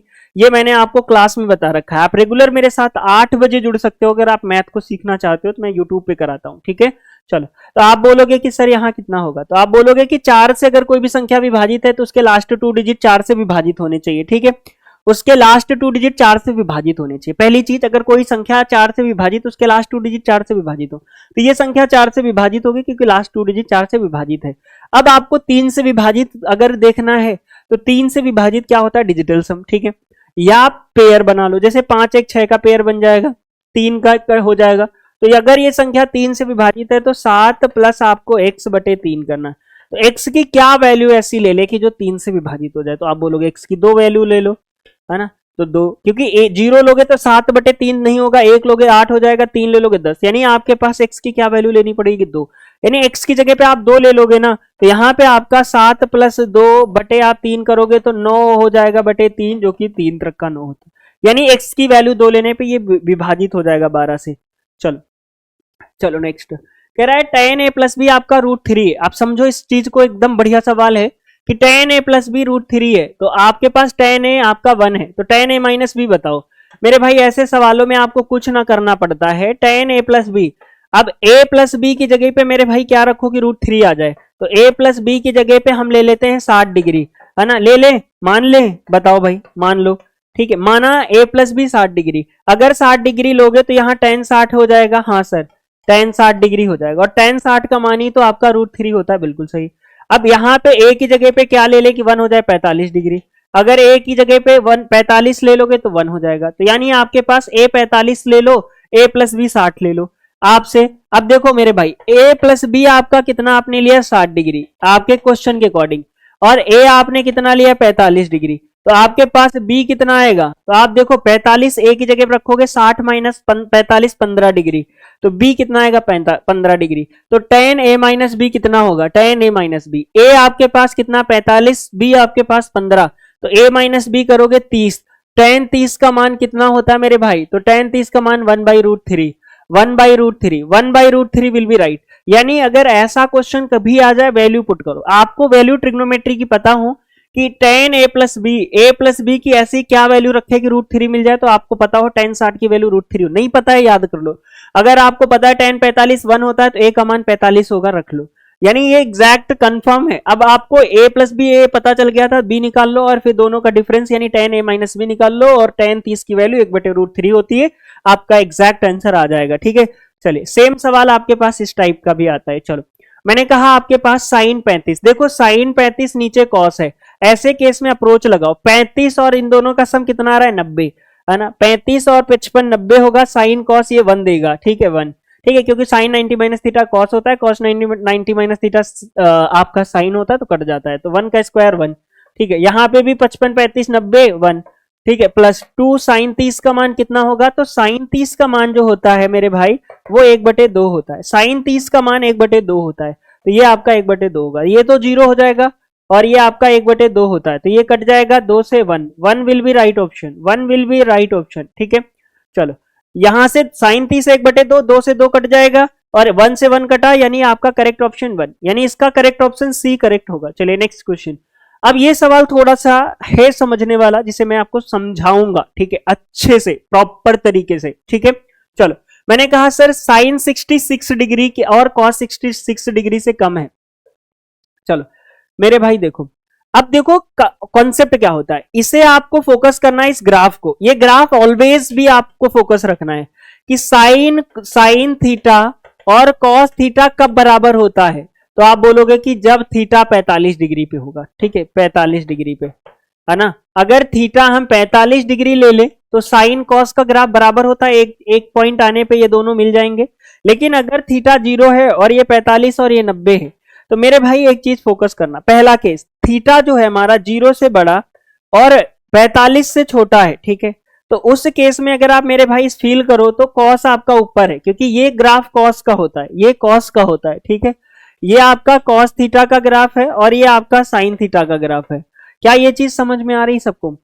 आपको ये चीज समझ में आ रही है? आप 0 से 45 पे खड़े हो तो आपका कॉस थीटा जो है बड़ा है, ऊपर है तो बड़ा है, साइन नीचे है तो छोटा, तो कॉस आपका क्या होगा, बड़ा होगा और साइन क्या होगा, छोटा होगा, ठीक है।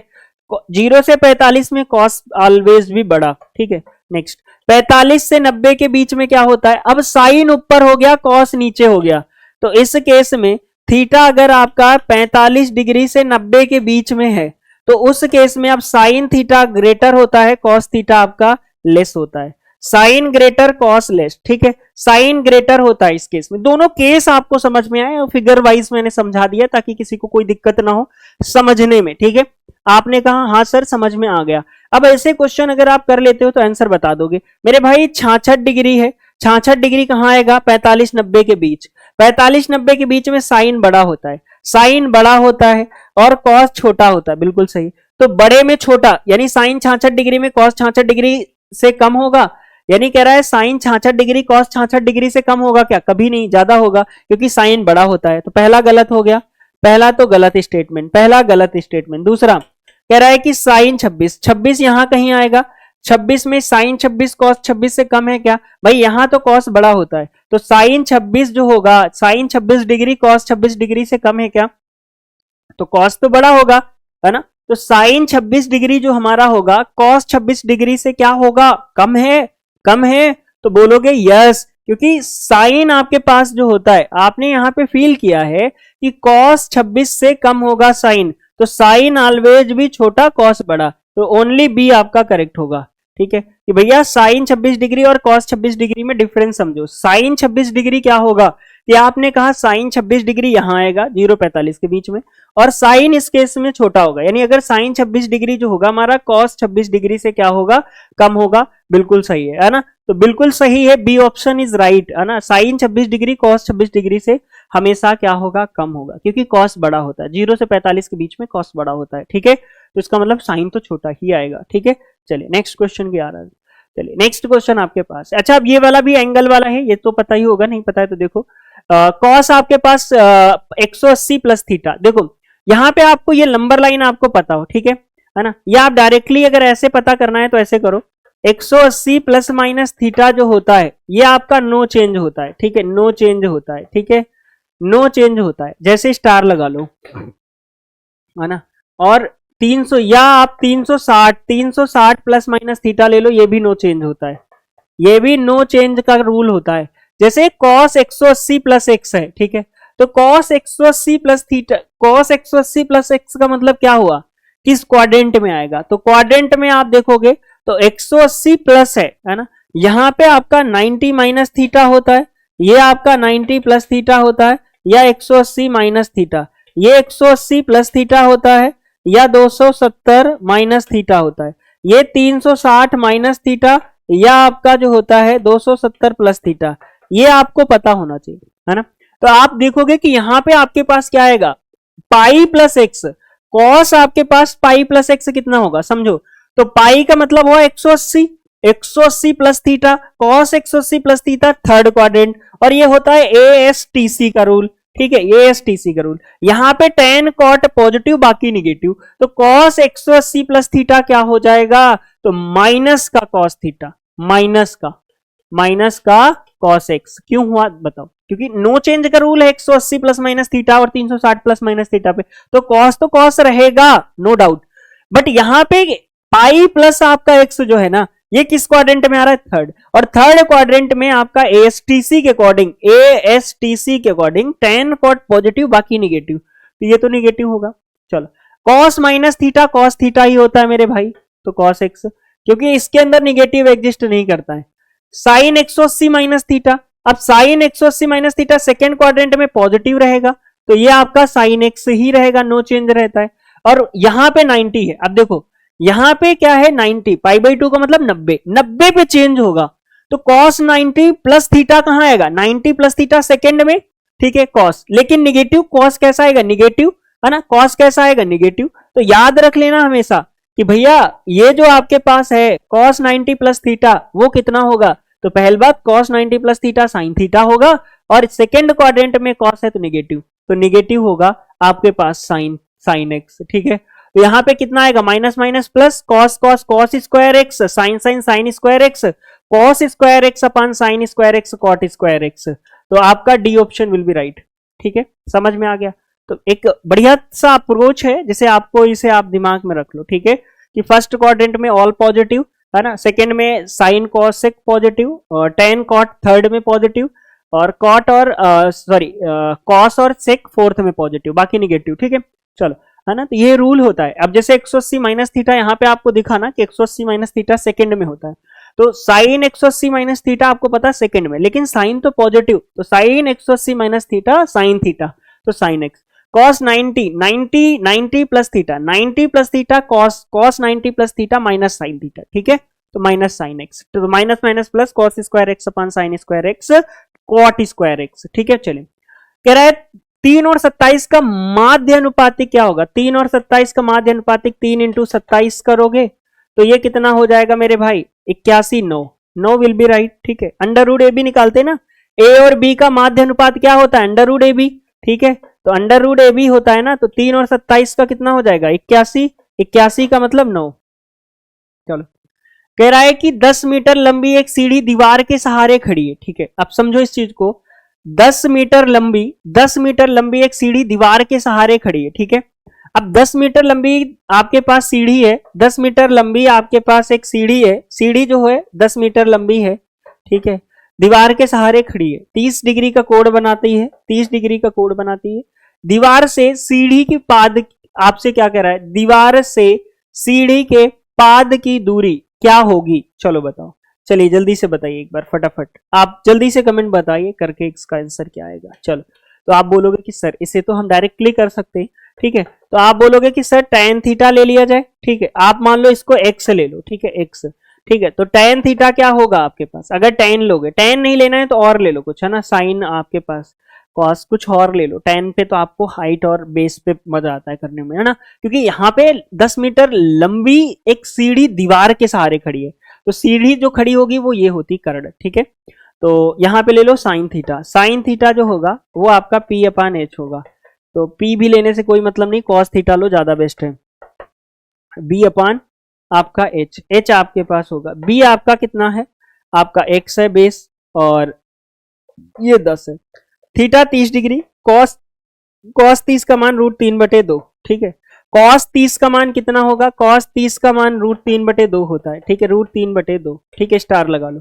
sin 30 1/2 होता है, ठीक है, ये x/10, ठीक है, तो 10√3 होगा, 10√3/2 होगा x का मान, 2 से काटा 5, 5√3, x जो आएगा मेरा 5√3 आएगा, ठीक है, यहां से x की जगह पे 5√3 का मान 1.7 है, तो 7 पना 35 का 5 और 7 के 7 सॉरी 5 सते 35, 5 के 5 3 8, तो 8.5 आएगा, 8.56 अराउंड आएगा डी ऑप्शन, 8.56 आएगा, ठीक है, अराउंड 8.56, यानी d option will be right, D आपका करेक्ट होगा। सीढ़ी हमेशा आपकी ऐसे लगती है, तो सीढ़ी की ये जो आपकी है ना 10 मीटर है, ठीक है, तो ये चीज याद रखना, ठीक है। चलिए नेक्स्ट सवाल पे आ जाते हैं, ठीक है।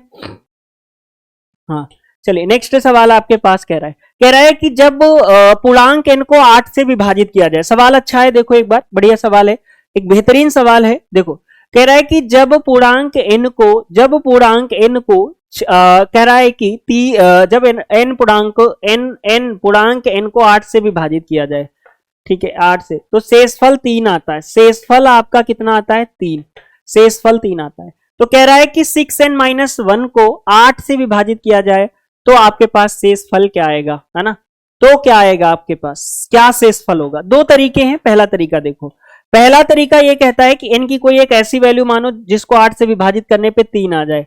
तो मैंने कहा भाई n की जगह पे आप ले लेते हैं मेरे भाई, n की जगह पे हम ऐसा ले लें कि 11, है ना, n 11 ले लें, तो 11 बटे आप 8 करोगे तो शेषफल 3 आएगा। 8 है क्या, 3 11 3, यानी अगर आप यहाँ पे n की जगह पे 11 ले लो, 11 छक्का 66 हो जाएगा, 66 -1 65, 65 को 8 से भाग दोगे तो 88 64, शेषफल 1 आएगा, शेषफल 1 आएगा, शेषफल 1 विल बी राइट। आप ऐसे कर लो डायरेक्ट से ज्यादा सही, यानी n की कोई एक ऐसी वैल्यू लो, n एक ऐसा पूर्णांक लो जिसको 8 से विभाजित करने पे शेषफल 3 दे, और वही n का मान यहां रख दो और फिर उसको 8 से विभाजित करो, तो जो शेषफल आएगा वो करेक्ट होगा। ठीक है, चलो तो इस टाइप के सवाल भी आप फटाक से करके आ सकते हो। चलिए, n एक पूर्णांक है, कह रहा है 6n+3 का स्क्वायर को 9 से विभाजित किया जाए शेषफल।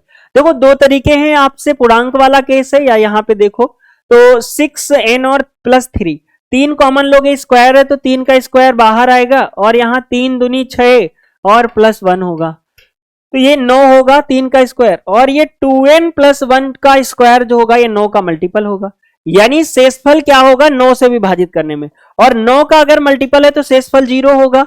अगर कोई 9 का मल्टीपल 9 का पहाड़ा है तो 9 के पहाड़े को अगर 9 से भाग दोगे, जैसे 9 दूनी 18 है, 18 को 9 से भाग दोगे तो शेषफल कितना आएगा 0। तो अगर कोई 9 का मल्टीपल है तो उसका शेषफल 0 आएगा। तो ये पूरा आपका जो है 9 का मल्टीपल है। ठीक है, आप n की वैल्यू लेते जाओ, आप चेक कर लो, जैसे n की वैल्यू 1 रखो तो 2 1 3, 3 का स्क्वायर कितना हो जाएगा, आप बोलोगे 9, 9 9 81, 81 को 9 से भाग दोगे शेषफल 0। ठीक है, चलो रख के भी देख सकते हो।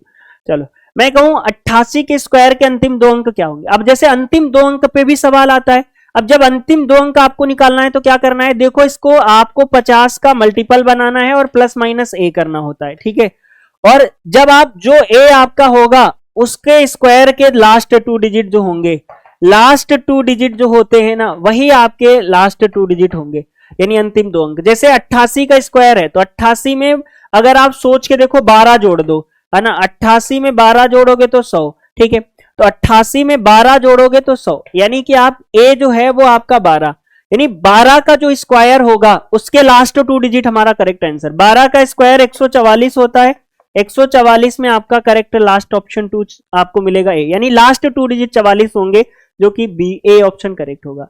अच्छा, एक सवाल इसी पे भी आता है, इवन की पावर, कोई भी इवन नंबर है मेरे भाई, सम संख्या है, और उसकी पावर अगर आपके पास 20 का मल्टीपल आ जाए तो उसके लास्ट 2 डिजिट जो होते हैं वो 7 6 होते हैं। ठीक है, ये फिक्स है, इवन नंबर की पावर 20 का मल्टीपल है तो उसके लास्ट 2 डिजिट 7 6 होते हैं। ठीक है, ये फोकस करके रखना आप। ठीक है, चलो अच्छा, एक आपके पास फैक्टर पे भी सवाल आ जाता है कि गुणनखंड। अब गुणनखंड निकालने के लिए इसे प्राइम फैक्टराइजेशन करते हैं।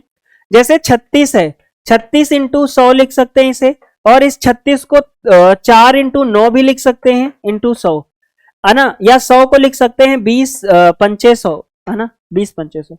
इस 4 को 2 की पावर 2, 3 को 3 की पावर 2, 20 को 4 पंचे 20 होता है, 2 की पावर 2 4, और इंटू 5, 5 इंटू 5 5 की पावर 2, 2 की पावर 2 4 हो जाएगा, 2 की पावर 4 इंटू 2 की 3 की पावर 2 इंटू 5 की पावर 2।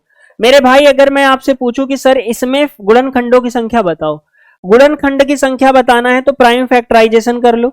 तो प्राइम फैक्टराइजेशन आपने कर लिया कि 2 की पावर 4, 3 की पावर 2, 5 की पावर 2, इन सब में एक एक जोड़ के मल्टीप्लाई, 4 में एक जोड़ोगे 5, सर 2 में 1 जोड़ोगे 3, सर 2 में 1 जोड़ोगे 3, 3 तरक का 9, 9 पना आपके पास 45, 3 तरक का 9 पना 45, 45 गुणनखंड इसके होंगे, 45 विल बी राइट। यानी जो प्राइम फैक्टराइजेशन करोगे इनकी जितनी पावर होगी, जैसे 2, 3, 5, 7, 11, जो भी प्राइम फैक्टर की पावर होगी उनमें एक जोड़ो फिर मल्टीप्लाई करो। जैसे 4 में 1 जोड़ा 5, 3 में 1 जोड़ा, 2 में 1 जोड़ा 3, 3 5 15, 15 3 45, सब में एक एक जोड़ के मल्टीप्लाई करते जाओ। ठीक है, चलिए है ना। नेक्स्ट कह रहा है एक पॉलिनोमियल का जब भी सवाल आया आप उसे सेटिस्फाई करने की कोशिश करो। ठीक है, ग्रुप डी में कभी भी अगर सवाल आए पॉलिनोमियल का सेटिस्फाई करो कि कह रहा है निम्नलिखित में कौन सा आपके पास दूसरा डिग्री बहुपद fx जो f बराबर 0 5 दे दे, f माइनस 1 10 दे दे और f1 6 दे दे, ऐसा कौन सा पॉलिनोमियल है। तो हमने क्या बताया, ऐसे केस में सेटिस्फाई करना बेस्ट है। ठीक है, तो आप सेटिस्फाई करो। तो मैंने कहा सर एक ऑप्शन कोई भी सेटिस्फाई कर लो, सी कर लो, डी कर लो, ए कर लो, जो सेटिस्फाई होगा। जैसे 1 रखने पे 6 आए तो यहां पे आप देखोगे 1 रखोगे तो 6 आ रहा है क्या, 3 और माइनस आपके पास 10, 6 नहीं आएगा। 1 रखोगे 3, 3 में 2 गया 1, 6, सी ऑप्शन में आ रहा है। ठीक है, और यहाँ पे आपके पास सोचो 0, अच्छा मान लो 0 रखने पे 5 आ रहा है, 0 रखने पे 5 भी आ रहा है। सर -1 रखने पे 10 आ रहा है, तो यहाँ पे -1 रखोगे तो ये प्लस हो जाएगा और 6 4 10 5, हाँ सही है। यानी इसका राइट ऑप्शन सी होगा। यानी अगर आप देखोगे ना x की वैल्यू आप 0 -1 0 -1 1 रखने पे आपको क्या मिल रहा है, 6 मिल रहा है। ठीक है भैया,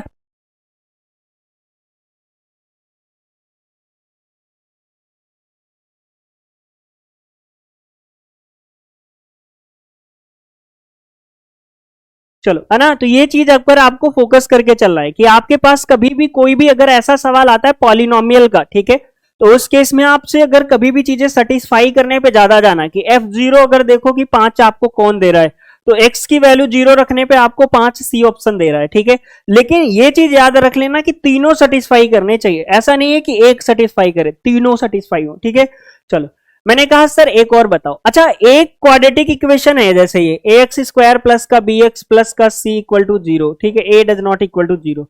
ऐसे केस में स्टार लगा लो, अगर एक मूल दूसरे का व्युत्क्रम है, एक मूल दूसरे का व्युत्क्रम है तो a बराबर c होता है, तो a बराबर c आपका करेक्ट होगा, यानी k का मान 5 आपका विल बी राइट, है ना। ऐसे केस में आपका करेक्ट ऑप्शन क्या होगा, आपका 5, यानी एक मूल दूसरे का व्युत्क्रम है। ठीक है, एक मूल अगर दूसरे का व्युत्क्रम है तो a और c जो होगा वो बराबर होगा। a क्या होता है, एक्स स्क्वायर का कोफिशिएंट, c जो होता है कांस्टेंट। चलो अच्छा, अगर मान लो सर कोई क्वाड्रेटिक इक्वेशन द्विघात समीकरण आ जाए और उसमें मैंने कहा कि सर एक मूल अगर मान लो 3 है ना, 3 है, एक रूट सोल्यू है ना, तो वो इसको सेटिस्फाई करेगा। मान लो कोई भी क्वाड्रेटिक इक्वेशन द्विघात समीकरण है, अब द्विघात समीकरण के 2 रूट होंगे कंफर्म है, अब वो दोनों रूट उसको सेटिस्फाई करेंगे, ये भी एकदम कंफर्म होता है क्योंकि रूट हमेशा उस क्वाड्रेटिक इक्वेशन को सेटिस्फाई करते हैं। अगर एक रूट 3 है तो 3 सेटिस्फाई करेगा, 3 का स्क्वायर 9 और 8 तिरिक 24 और आपके पास कितना होगा, और प्लस के इक्वल टू 0, तो यहां से कितना आ जाएगा आपका के का मान, तो आप बोलोगे कि सर के बराबर 24 माइनस 9। ठीक है, तो 24 में 10 चला जाएगा तो आपका कितना आ जाएगा 14, 9 जाएगा तो 15, लेकिन कैसा आएगा, पॉजिटिव, पॉजिटिव आएगा, यानी के का मान जो आएगा वो 15, कितना आएगा 15। ठीक है, आ जाएगा 15 9 24, क्योंकि यहां पे आप देखा ना अतिरिक्त 24 होता है, के तो 3 है ना, तो आपने रख के देख लिया। ठीक है, मैंने कहा नेक्स्ट अलजेब्रा टाइप का सवाल है, जल्दी से बताओ। a प्लस बी अगर मान लो 11 है, तो a प्लस बी अगर आपका 11 है और ए बी आपका क्या है, ए बी आपका 15 है, तो a square plus b square का मान बताना है। तो ऐसे केस में सबको पता है कि a प्लस बी का होल स्क्वायर क्या होता है, बोलोगे a square plus b square plus 2ab होता है। हाँ, तो यहाँ पे स्टार लग गया आपका। अब a प्लस बी आपका 11 है, 11 रखोगे, 11 का स्क्वायर कितना होगा, और a square plus b square पूछा है आपसे, और प्लस 2ab, ab कितना दिया है 15, तो कितना आएगा 11 का स्क्वायर 121, 15 दूना 30 इधर आएगा, और a square plus b square आपका आ जाएगा, क्योंकि 15 दूना 30 इधर आ गया, प्लस की चीज माइनस में, a square plus b square ऐसे ही रहेगा। हाँ सर आ जाओ, 121 में 30 जाएगा तो कितना आएगा, तो आप बोलोगे कि 121 में 30 जाएगा तो कितना आ जाएगा, तो आपने कहा सर 1 बचेगा, और 1 किस में आ रहा है, सिर्फ बी ऑप्शन में, है ना। 11 में 0 जाएगा तो 1, और यहाँ पे आपके पास 9, 91 विल बी राइट, 91 आपका 91 विल बी राइट ऑप्शन, ठीक है। तो ये रिजल्ट आपको पता हो a प्लस बी का होल स्क्वायर, और कभी कभी माइनस में भी आ जाता है, तो ये भी आप याद रख लेना, a माइनस बी का होल स्क्वायर, जो कि a square plus b square minus 2ab होता है, ठीक है। ये दोनों रिजल्ट आपको पता हो, ठीक है। चलिए नेक्स्ट, चलो कह रहा है दो संख्याओं के बीच अंतर, दो संख्याएं, एक आप x मान लो, है ना, टू संख्या है, दो संख्याएं आपके पास हैं, एक x और एक y ले लो, या a और b ले लो, जो मना है वो ले लो, ठीक है। इनका अंतर कितना दिया है 43, इनका अंतर 43 है। गुणनफल इनका कितना है, दोनों का गुणनफल 50 है। तो कह रहा है इनके वर्गों का योग बताओ, यानी a square plus b square आपसे पूछा है, वर्गों का योग पूछा है। अभी देखो सेम सवाल, अब a माइनस बी का लगाओ फार्मूला, यहाँ a माइनस बी जो होता है वो a square plus b square minus 2ab होगा, ठीक है। अभी बताया मैंने, अभी बताया कि नहीं, तो सेम वही पैटर्न आपको फॉलो करना है, ठीक है। चलो क्लियर है, यहाँ पे बताना सब लोग बच्चे, क्लियर है। तो अब यहाँ पे a माइनस बी 43 का आपका स्क्वायर, और ये तो निकालना है a square plus b square minus 2ab करेंगे, तो ab कितना है 50, तो 50 दूना 100, 43 का स्क्वायर कितना हो जाएगा मेरे भाई, तो 43 का स्क्वायर कितना हो जाएगा, तो आप बोलोगे 3 त्रिक का 9, 3 चौको 12, 4 तिया 12, 3 चौको 12, 4 चौको 16, 1 17, आंसर कितना आएगा 9, 2 2 4 और 7 1 8, और ये आपका 18 49, 18 49। अब 18 49 में ये माइनस का 100 इधर जुड़ जाएगा, तो 19 49 हो जाएगा, ठीक है, a square plus b square, ठीक है। तो 19 49 आपका will be right, 19 49 19 49 19 49 will be correct होगा, 19 49 आपका करेक्ट होगा, यानी 19 49 आपका राइट होगा, ठीक है। चलिए नेक्स्ट, मैंने कहा सर एक और क्वेश्चन आपके पास है, x प्लस 1 अपान एक्स। अच्छा, इस टाइप के सवाल कभी भी आते हैं, x प्लस 1 अपान एक्स अगर k है, तो अगर x square plus 1 upon x square पूछेंगे ना, तो k स्क्वायर माइनस आपके पास क्या हो जाएगा, देखो फॉर्मूले से सॉल्व कर लो, इनका बोथ साइड स्क्वायर करोगे, a square plus b square plus आपका 2ab हो जाएगा, होगा कि नहीं होगा, बोथ साइड स्क्वायर करने पे ये कटेगा, तो k स्क्वायर माइनस 2 हो जाएगा, तो x square plus 1 upon x square is equal to k square minus का 2। तो ये रिजल्ट आपको पता हो, ठीक है। तो ऐसे सवाल आए तो डायरेक्ट करना आप, कि भाई यहाँ पे आपका सपोज करो k कितना है, √7, k कितना है √7, क्यों, x प्लस 1 अपान एक्स बराबर √7, इसका मान पूछा है, तो x square plus 1 upon x square जो होगा वो कितना होगा, k स्क्वायर माइनस 2, k कितना है √7 का स्क्वायर माइनस 2, यानी √7 का स्क्वायर 7, 7 में 2 गया 5, 5 विल बी करेक्ट होगा, यानी डी ऑप्शन आपका करेक्ट। यानी कभी अगर ऐसा सवाल आपके पास आए x plus 1 upon x is equal to k है या कुछ भी है, तो उस केस में आपको कुछ नहीं करना है, x square plus 1 upon x square का जो आंसर होगा वो k स्क्वायर माइनस 2 होगा, ठीक है। ये आपको फोकस करना है, ठीक है। अच्छा, एक ऐसा सवाल आपके पास वैल्यू पुटिंग का भी कर लो, वैल्यू पुटिंग का सवाल आपके पास एग्जाम में बहुत बार आता है, अलजेब्रा पे होता है कि आप वैल्यू रखो, जैसे यहाँ पे ABC की ऐसी वैल्यू मानो जिसका सम 0 हो, तो मैंने कहा A1 ले लो, B -1 ले लो, ठीक है, कोई ऐसी वैल्यू ले लो, और C 0 ले लो ऐसा, ठीक है, इन सबका सम 0 आ रहा है, ठीक है, रख के देखो आप यहाँ, तो आप A इस पे रखो, यहाँ पे जो आपका आंसर आएगा विल बी राइट। जैसे मैंने कहा A का वैल्यू 1 प्लस B का वैल्यू 1 का स्क्वायर 1, C का 0 है तो 0, हाँ सर, नीचे a माइनस बी करेंगे, तो a माइनस बी करोगे तो कितना आएगा, a 1 है माइनस माइनस प्लस 2, 2 का स्क्वायर 4, सर b माइनस सी करोगे तो क्या आएगा, तो b माइनस सी करने पे क्या आएगा, तो b माइनस सी करने पे -1 0 करोगे तो आपके पास 1 का स्क्वायर 1, सर c माइनस ए, c 0 माइनस आप a करोगे तो 1 का स्क्वायर 1, आंसर कितना आएगा, 4 2 6 और आपका 2/6 यानी 1/3, 1/3 will be right option, 1/3 will be right. मेरे भाई अगर ऐसा क्वेश्चन कभी आए ना, तो आप फोकस करके आना कि आप ABC की कोई एक ऐसी वैल्यू एज्यूम करो जिनका सम 0 हो, और उस केस में ABC की वैल्यू यहां रख लोगे, आपको जो आंसर आएगा वही करेक्ट होगा, ठीक है। चलिए नेक्स्ट, प्रथम 10 प्राकृतिक संख्याओं के वर्गों का औसत बताओ एवरेज पे। अब 10 प्रथम 10 प्राकृतिक संख्याएं कौन सी होंगी, तो प्रथम 10 प्राकृतिक संख्याएं कौन सी होंगी बताओ, तो प्रथम 10 प्राकृतिक संख्याएं के वर्गों, संख्याओं के वर्गों का औसत, यानी 1 का स्क्वायर प्लस 2 का स्क्वायर प्लस 3 का स्क्वायर प्लस 4 का स्क्वायर प्लस 5 का स्क्वायर प्लस 6 का स्क्वायर प्लस 7 का स्क्वायर प्लस 8 का स्क्वायर प्लस 9 का स्क्वायर प्लस 10 का स्क्वायर। इनका औसत यानी पहले योगफल निकालो, फिर आप 10 संख्याओं का पूछा, क्योंकि औसत बराबर क्या होता है, तो औसत बराबर योग यानी सभी संख्याओं का योग बटे नंबर्स यानी टोटल संख्याएं। ठीक है, स्टार लगा लो कि जैसे मान लो 10 प्राकृतिक संख्याएं हैं, तो 10 प्राकृतिक संख्याओं के वर्गों का योग बटे 10 कर देना, आपका क्या आएगा, और एवरेज आ जाएगा। तो इनका योग निकालोगे तो ऐसे बहुत टफ पड़ेगा, तो आप इसका फार्मूला लिख लो, n plus 1 2n plus 1 by 6। अब n कितना है, n यहाँ पे आपका 10 है, 10 पूछा है 10, तो 10 आपका n हो गया, 10 प्लस 1 11, 10 दूना 20 21 बटे 6 करो, 3 से काटो, 3 सते 21, 3 दूनी 6, 2 से काटोगे तो आपके पास कितना आएगा, आपके पास 5, तो 11 पछे 55 आपके पास करेक्ट होगा। ठीक है, आपने कहा सर 11 पछे आपका 55, कुछ गड़बड़ कर दिया गया है क्या, है ना। देखो यहां पे आप थोड़ा सा फोकस करो, मैंने आपको यहाँ पे कुछ चीजें बताई हैं कि n प्राकृतिक संख्याओं के वर्गों का प्रथम 10 प्राकृतिक संख्याओं के वर्गों का औसत क्या होगा, तो इन सबका औसत योग निकालोगे, तो इनका योग n 10 है, तो 10 इंटू में 10 प्लस 1 आपका 11 इंटू में 21 बटे आपका 6। ठीक है, 3 से काटोगे 3 सते 21 होता है, 3 दूनी 6, 2 से काटोगे 5 होता है, हाँ sir, 5 into 11 into 7, 5 into 11 into आपका 7। ठीक है, एवरेज पूछा है, प्रथम यानी 10 प्राकृतिक संख्याओं का औसत आपका यह 11 पछे 55 इंटू ये बटे आपके पास क्या कह रहा है, बटे आपके पास औसत में क्या होता है, टोटल संख्याओं का योगफल, इनके प्राकृतिक संख्याओं के वर्गों का योगफल बटे पदों की संख्या।